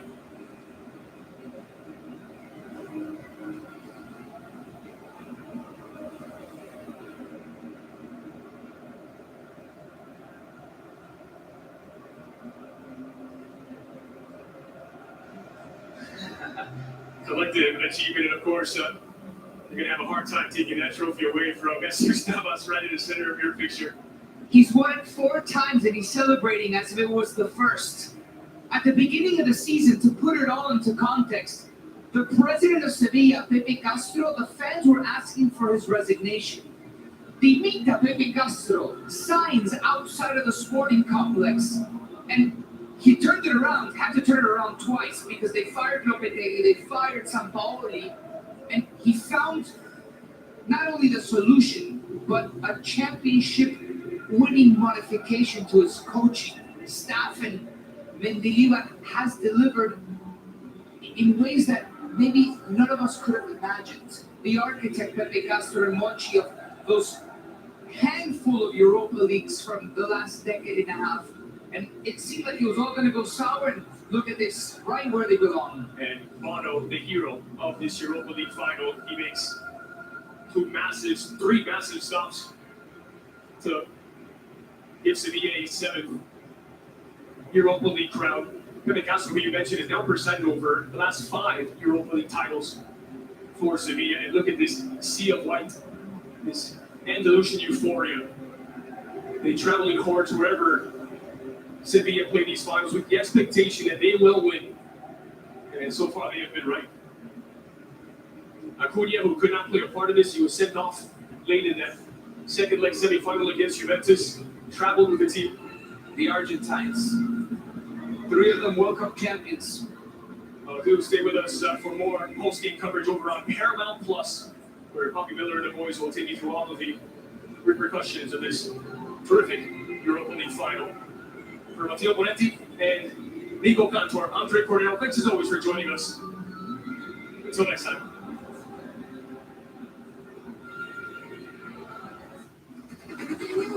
It's now or never. Get ready for a monumental UEFA Women's Champions League final on CBS Sports Network and streaming live on Paramount Plus.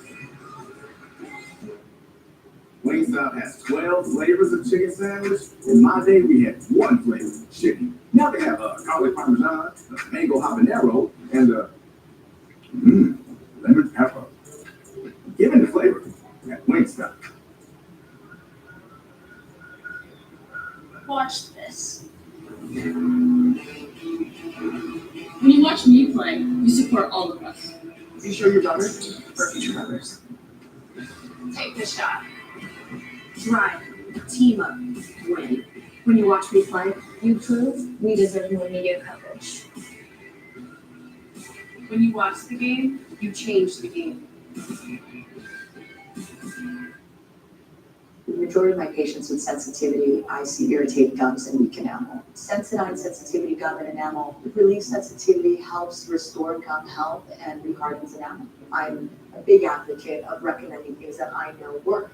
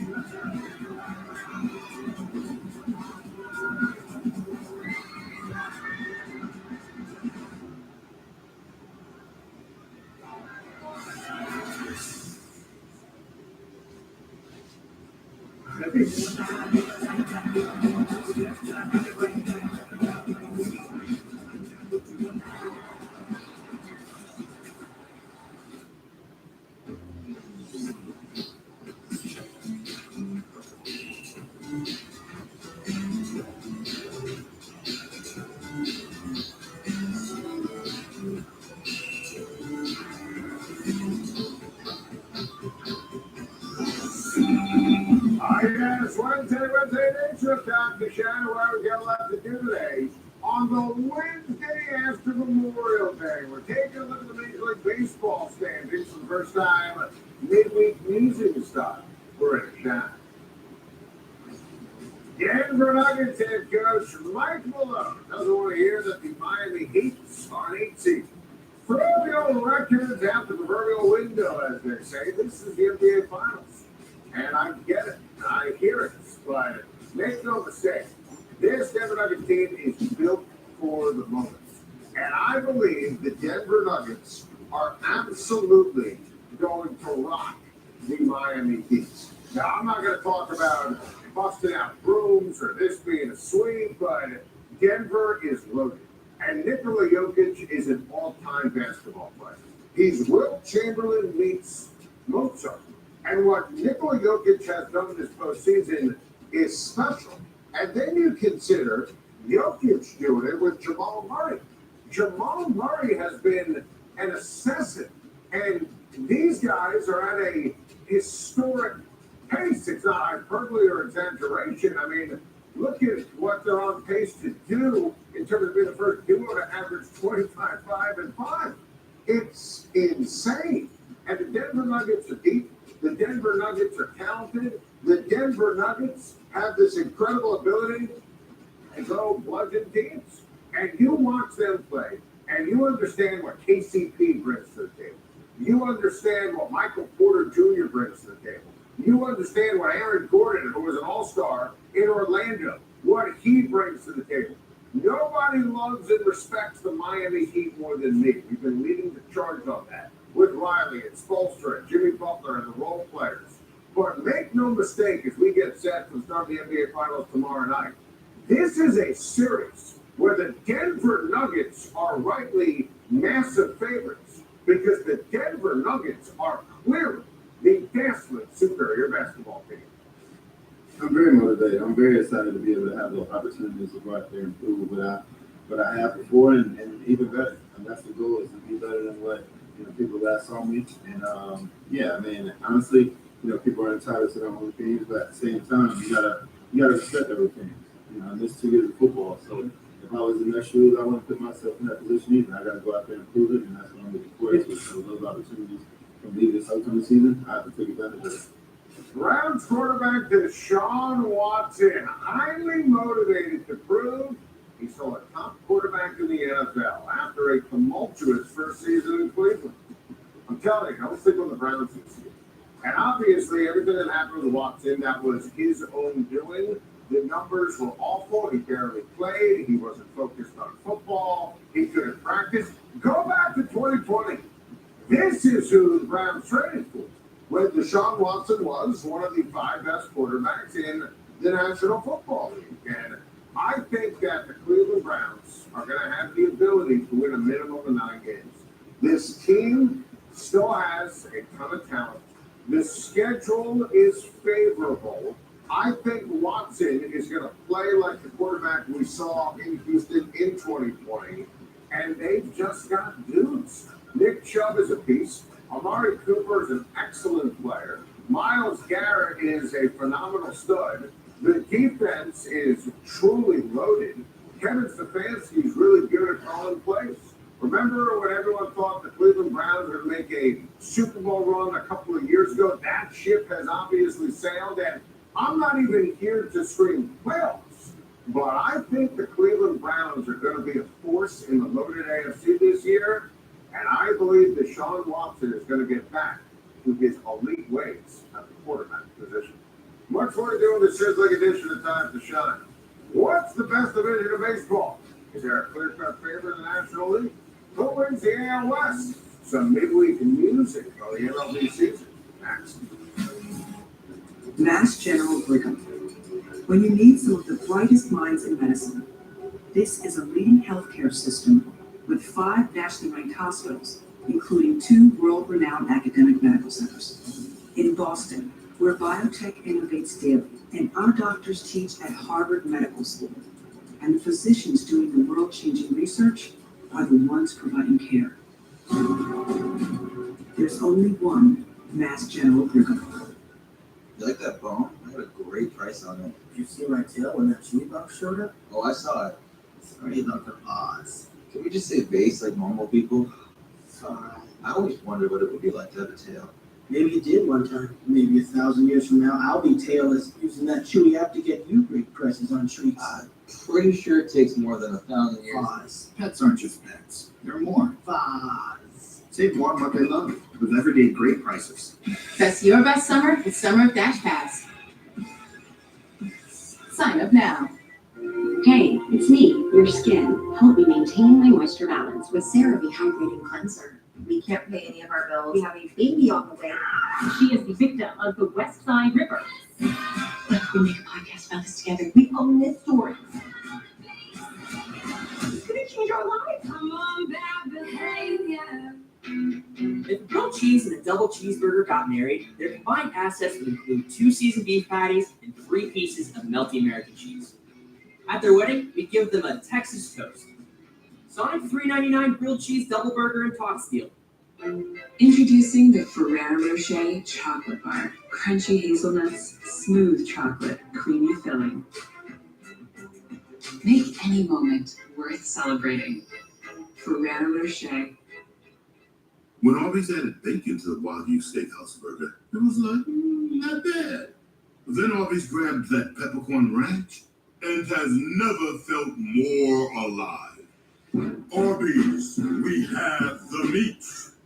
Spice up any occasion with new Modelo Chelada Sandía Picante, a mouth-watering mix of authentic Mexican beer, refreshing watermelon flavor, and a hint of chile. Modelo Chelada, fight for both flavors, fight for authenticity. This is close. It's close. Welcome back, time to show. Some midweek music as we hit the Wednesday after Memorial Day in Major League Baseball. Let's start with the new rules. I love them. Told you this is going to be all sorts of awesome. The new rules have made for the most fun start to a baseball season ever. The games are significantly faster. The average game length, the pace of play is phenomenal. I love the steals, the hit and run. The shift is dead. The lefty bat is back. I just think this is all sorts of awesome, and I'm obsessed with the quality of play. We told you this was going to be the case. In the American League, the AL East is sensational. This is the best division in baseball, bar none. The Tampa Rays, they started out the season, and this is the first time, we do this every year on Time to Shine, Wednesday after Memorial Day. First time we really analyzed the standings. The Rays, incredible. Orioles are for real. Orioles, if they go out and they get a frontline starting pitcher, if I'm the Orioles, I'm trying to go to the World Series this year. This is not a fan for Baltimore. The O's are awesome. The Yankees have done an excellent job. I'm very disappointed in the Jays, who have picked to win the division, go to the World Series. They have to focus on winning. That's been my biggest critique for Toronto. I fired John Schneider and make Don Mattingly the manager for the Toronto Blue Jays. Look, the Rays have come back down to earth a little bit, but they are in the top 5 in terms of MLB rankings and all the categories that matter. But I'll tell you, I don't think it's a foregone conclusion that the Rays win the division because Aaron Judge is healthy. Aaron Judge is hitting bombs. Aaron Judge has hit 12 homers since being activated on May 9th. The Yankees are 14-6 since his return from the injured list. The Yankees are a season-high 11 games over 500, and the Yankees are doing it with all the injuries in terms of the rotation. Remember, they started the season, 3/5 of the rotation was hurt. They got Severino back now, and Vermont back, and listen, Hicks is obviously Gonzo, and he was terrible, and Donaldson, a disaster. The Yankees haven't even played their best baseball, but Judge is carrying the team with a 2022 kind of impact in terms of the feel and sheer domination and winning ways, and even all the time missed. He's obviously at the top in terms of all the statistical categories. The Yankees and the Orioles and the Blue Jays all are thinking about winning the division, and all 4 of those teams could end up making the postseason when it's all said and done. Through the American League, the AL West is a ton of fun. This division, if you like fun, if you're into good times as a baseball fan, this is great stuff. Texas Rangers are absolutely legit. Bruce Bochy's done a great job with this team, and remember, Sager was on the injured list. Jacob deGrom has barely pitched. You take a look at the Astros, 10 games over 500. Yordan Alvarez is the premier slugger in Major League Baseball, and the Angels are relevant. And the Angels know that they have to win games when Shohei Ohtani is a free agent at the end of the year. Ohtani with the homer today, Ohtani with the homer last night. Mike Trout hit a ball about 500 feet this afternoon. Listen, with Ohtani, with Trout, dear baseball guys, please have the Angels go to the playoffs. This is what we all demand to see. And I'll tell you, the Angels are playing a solid brand of the ball. Look, I don't know if we're being honest and objective here, and I'm rooting for them to make the playoffs, if they're going to be ultimately better than Texas or Houston or the four aforementioned teams in the American League East, but they've at least inspired in terms of the win-loss record on the Wednesday after Memorial Day, something they haven't done in prior years. Ohtani is historic, Babe Ruth. Trout's an all-timer. I want to see the Angels find a way to make the playoffs and simultaneously keep Shohei Ohtani. I still am holding out hope. To the National League, where the whole league is just awful. And look at the three teams in red. Teams that I expected to be dynamite with monster payrolls. And the records are absolutely putrid. Now, I think the Mets, Padres, and Phillies will all make the playoffs. I think the Mets, with the young guys they brought up on offense, in conjunction with Verlander and Scherzer, they're going to find a way to make it. I think the Padres have way too much talent, and at some point, they're all going to live up to the back of the bubblegum card.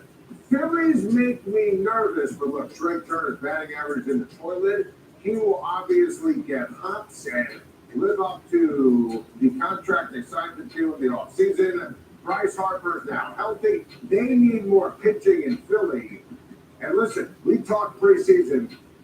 Dodgers, Braves, Phillies, Padres, Mets, 5 best teams in baseball. Obviously, that take has not held up. But I told you that the Braves and the Dodgers, especially the Dodgers, who a lot of people didn't put in the same category, that they were going to be elite. And how about the Braves? And I know they just lost the series to the A's, which are legal in those states, starting in the state of California. The Dodgers, they let Trey Turner go. They don't bring back Justin Turner. Everyone in that rotation is injured. And they've got young guys stepping up. Alvin's been tremendous. They have the resources, obviously, to make a trade at the trade deadline. The LA Dodgers have far enough Wednesday after Memorial Day with the best team in the National League, and they're not going anywhere anytime soon. How about the Central Division in both leagues? They stink. I mean, top to bottom, this is atrocious. Everybody want to win these divisions? I mean, look, I picked the Guardians before the season started. I'm going to stay with the pick, but Jake, get rid of the AL Central. This division makes me sick. And this, I mean, I didn't like the Cardinals preseason. I picked the Brewers, but they're even terrible as well. So everyone on this board has been an underachiever. I still think the Brook Crew wins the division. What we're doing is a incredible edition of Time to Shine. I've got 9 sizzling, scorching hot ball takes for the upcoming NFL season. Shine 9. Yes.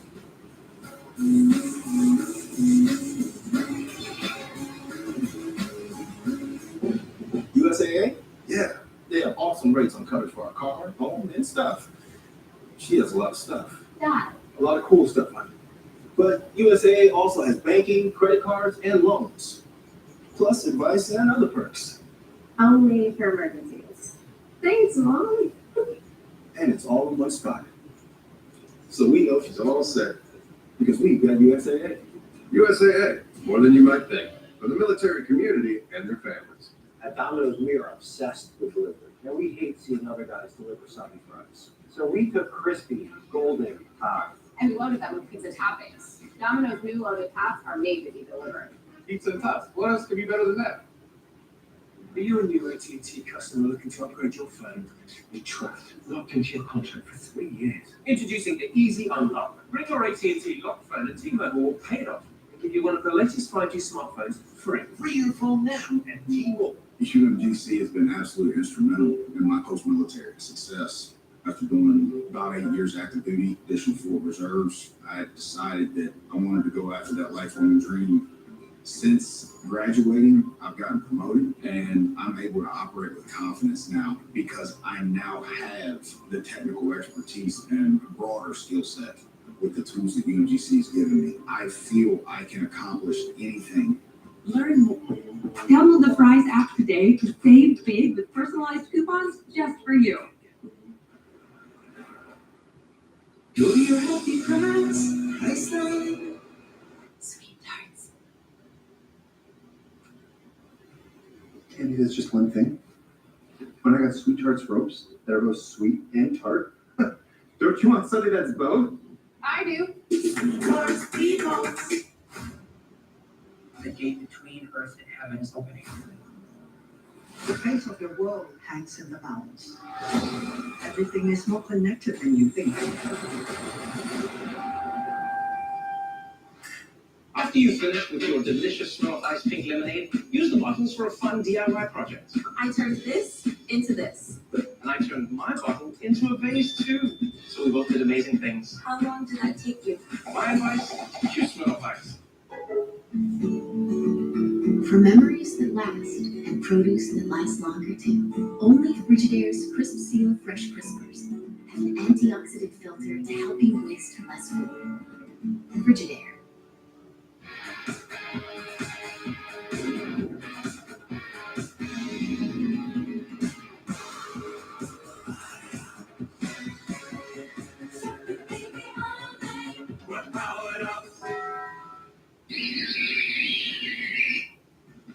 I was this close.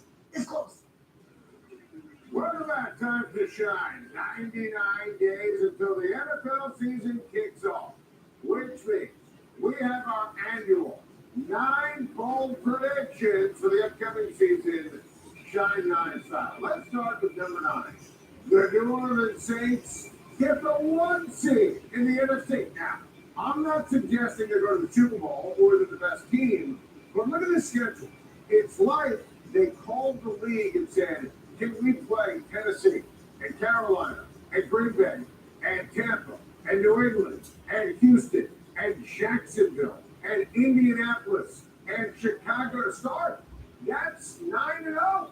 Seriously, what game on that list are you going to pick against the New Orleans Saints? Not to mention what they'll do in the second half of their schedule. And I love Derek Carr. Has been well documented. And I think Derek Carr is going to have a monster season. And I love the Jamal Williams pickup. And Carr is going to take advantage of having Chris Olave. And Michael Thomas is healthy. Talked to the Saints general manager, Mickey Loomis, about that. And having Kamara as a stud. And the Saints have an unbelievable defense. So I think when you factor in quarterback upgrade and talents and schedule, the New Orleans Saints have 13-4 written all over them. Number 8. Bill Belichick's final season coaching the Patriots, a total disaster and done this year. I think this is it for Belichick. I think that the New England Patriots are awful talent-wise. I think the only reason they'll pick them to win 7 or 8 games is because Bill Belichick is the greatest coach in the history of sports, and his brain is obviously better than anyone else's. But look at this. This is gross. These are the offensive pieces for the New England Patriots. Bob Kraft is already on the record saying he expects Bill Belichick and the Patriots to make the playoffs this year. How? Not with those guys. It's not going to happen. Not to mention, the AFC East is unbelievable. The AFC in general has all these incredible teams and rosters, and most especially quarterbacks. So I think this is it. Obviously, they haven't won a playoff game since Tom Brady left. I think this is it for Bill Belichick, and it's a total disaster. Number 7, Lions rookie Jahmyr Gibbs leads NFL running backs in touchdowns. I love the Gibbs pick, as you know. I think he is going to have a monster season. I'm not worried about David Montgomery, who they signed from Chicago, being a vulture and coaching touchdowns. Gibbs was picked in the first round, high. They wanted him. The war room went nuts. The Brad Holmes, Dan Campbell video. Trust me, he had 7 rushing touchdowns in Alabama. They're going to make sure he gets at least 14 on the ground, and I think it'll be even more.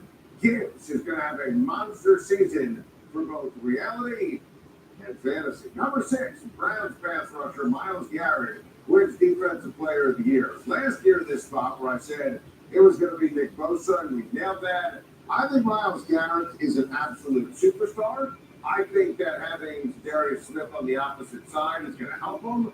We talked about Cleveland earlier in the show. I think that they're going to be relevant and they're going to be much better than people anticipated. 20 sacks this year for Myles Garrett. I believe, as bold prediction, he is going to be the Defensive Player of the Year. Number 5, Minnesota Vikings wide receiver Justin Jefferson has 2,000 receiving yards this year. That's never been done before. And I think that he is going to absolutely shatter records. And look, he's getting close. Now, Calvin Johnson once had 1964. And I think that Justin Jefferson, now Jordan Addison on the opposite side, Kirk Cousins playing for his future, Jefferson another year in Kevin O'Connell's offense. Jefferson is a beast, a superstar, the ultimate blend of size and hands and speed and knack for yak and scoring touchdowns and third down efficiency. I think Jefferson is going over 2,000 receiving yards. Number 4, my guy Josh Allen wins NFL MVP.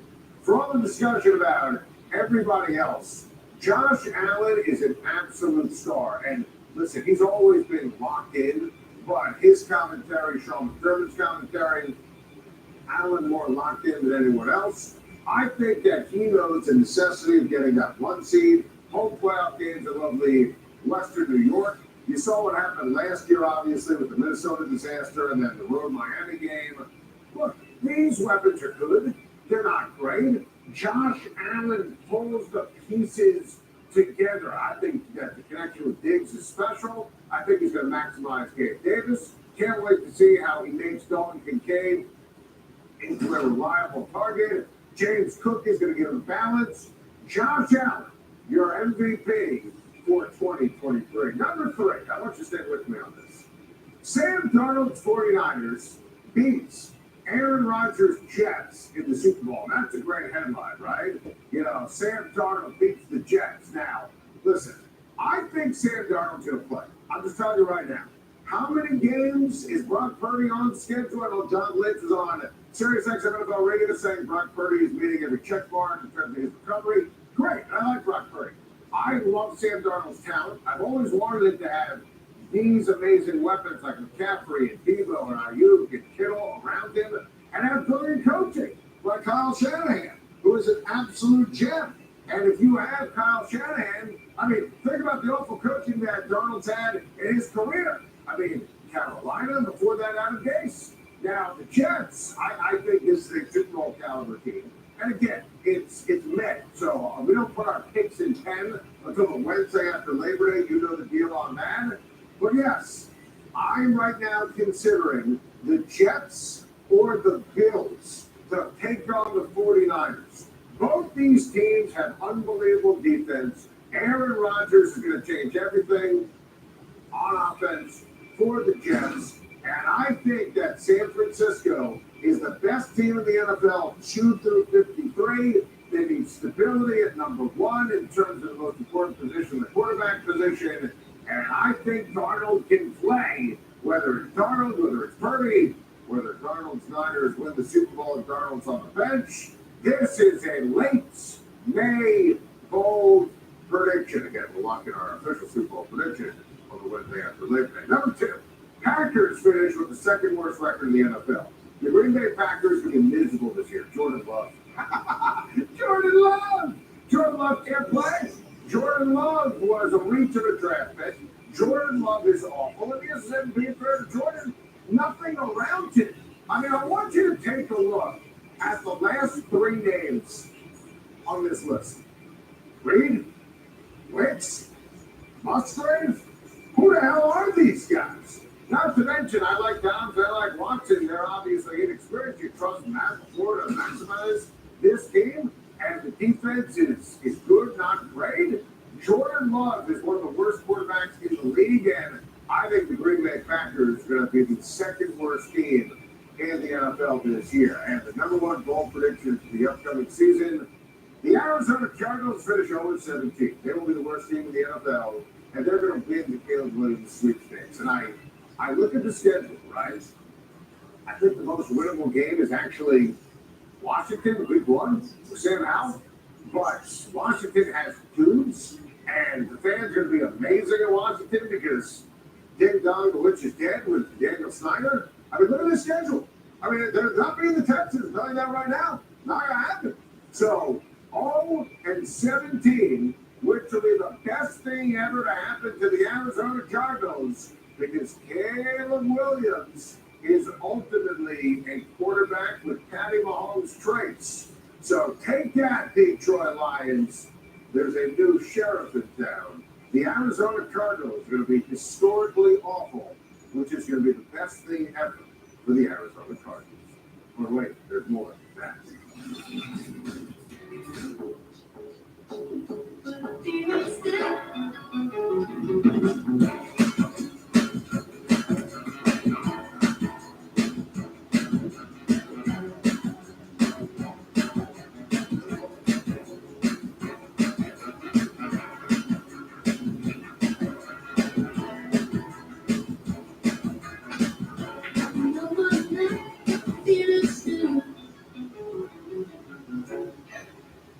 Listen up. Viagra works. That's why Roman offers Viagra and the generic option 100% online. Connect with a provider today to find out if treatment is right for you at rope.co/Roman. No application fee if you apply by May 31st at University of Maryland Global Campus, offering online and hybrid courses and lifetime career services. Learn about our more than 125 degrees and certificates at umgc.edu. Drizzly makes it easy to shop a huge selection of beer, wine, and liquor from wherever I am. I just open the app, find what I want, and it's at my door in under 60 minutes. Drizzly. Ding dong, Drizzly. We love our new home, Great neighborhood, big backyard. but the land.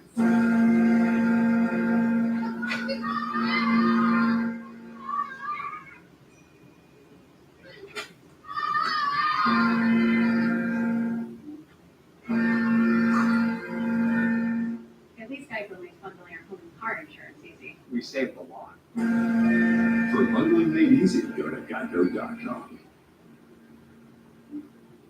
When you're betting on your favorite players, it just to think like your favorite player.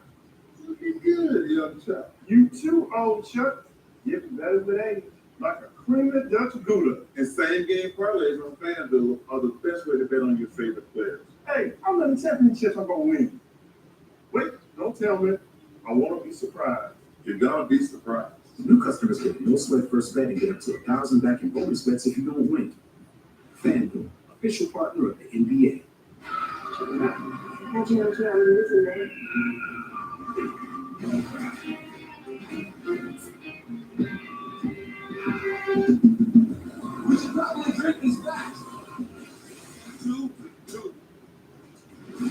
Time to Shine on CBS Sports Network is sponsored by FanDuel. Make every moment more. Well, my time to shine so fire up my FanDuel MLB lineup. $16,000 salary cap, my team of 9. I'm a big believer in the Phillies scoring a lot of runs against the Mets and the old Cookie Carrasco tonight. So Turner, Harper, Schwarber, Realmuto. Sounds like runs to me. New FanDuel users play $1, get $10. Head to FanDuel and start making every moment more. One wait, there's more. The Milwaukee Bucks have hired Adrian Griffin to be their head coach. I cannot imagine that Giannis Antetokounmpo is happy. I'm just saying, in 3 years, he's coming to the Knicks. That's the show. See you tomorrow. Time to shine. CBS Sports Network.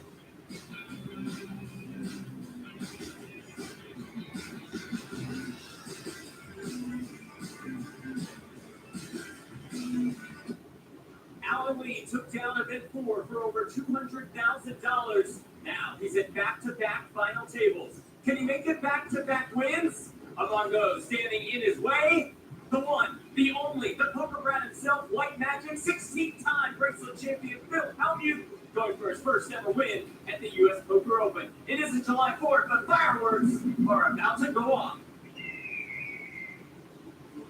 And with that call of the Eagle, we welcome you back to Las Vegas, Nevada. This is the U.S. Poker Open. It is final table coverage of event number 5, a $10,000 buy-in and no limit hold'em tournament. It comes to you from the Poker Go studio, and it is a highly anticipated final table, to say the least. Jeff Platt alongside Brent Hanks. And Brent, we have yesterday's winner, we have the Poker Go Cup champion, and we have Phil Hellmuth. What a day this will be. Yes, the GOAT has arrived. Phil Hellmuth trying to take home his first U.S. Poker Open title, let alone his first PGT title. Wait, 16 World Series of Poker bracelets and no wins on the PGT? Not a single one. Perhaps that changes today. Alan Lee coming off a win in the 10K PLO. He's the only one today to catch Ren Lin at the top of the series standings. That win yesterday inspired him to jump in this event. Good decision? Yeah, I think so. Jeremy Ausmus on the board here at the U.S. Open. Ausmus, one of just 3 players to win a Poker Go Cup, a Poker Masters, and a U.S. Poker Open tournament title. We call it the Triple Crown. He starts the day with the chip lead. 4-time WPT champion Darren Elias is right there. Jesse Lones is here with his first U.S. PO Cash. Hellmuth in 4th. George Wolf, Alan Lee, and Aaron O'Gonion round out this final table. Here is what they are playing for. Our final 7, guaranteed $44,000. We start the day with about a 9K pay jump from 7 to 6. Up top, $211,200 and 211 points in the race for the Golden Eagle. The blinds are 30K, 60K, with a 60K new player. Here we go. Oh yeah, fitting. Darren Elias, big brisket. He's gonna open the first pot. Big brisket getting a little smaller though. You can tell he's lost some weight. 15 pounds. He's Hey. trimmed off the bone. Lotus with the ace-10 suited. Lomas, what a story. His first event, 1 bullet, and 1 final table. This kid has got game.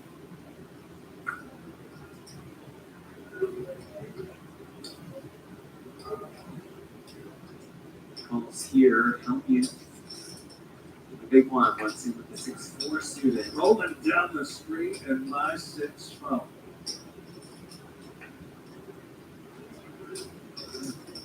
And Hellmuth thoughts the Stone Cold Nuts right off the bat. That's what the great one does, Jeff. Defense. Spikes the Stone Colds. Not terrific texture for Darren Elias. No Broadway tickets to work with, no hearts.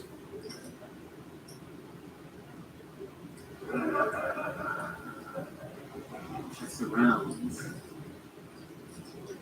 Turns the King of Diamonds. Hellmuth just lying in the weeds, checks once more with the nut straight, hoping one of his opponents is connected with this king.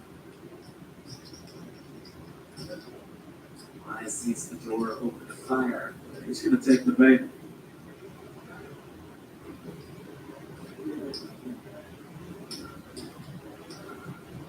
It's 300K.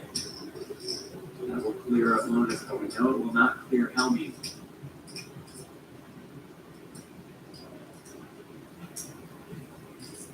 Check calls here with more than $1 million in the middle as you see. Down in the bottom right corner of your screen, it's their deuce on the river.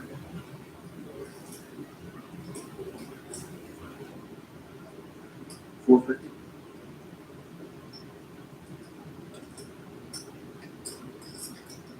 For 450K.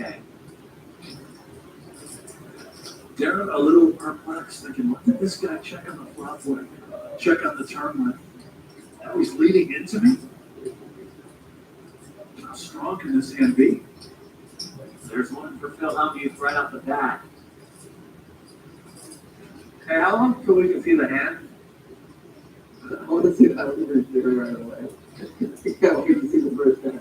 That gives him the chip lead.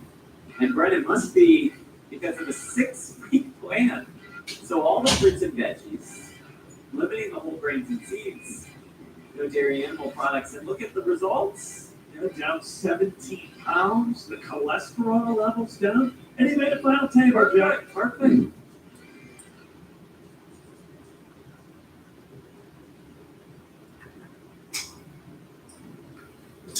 I can't get that song out of my head. Da, da, da, da, da.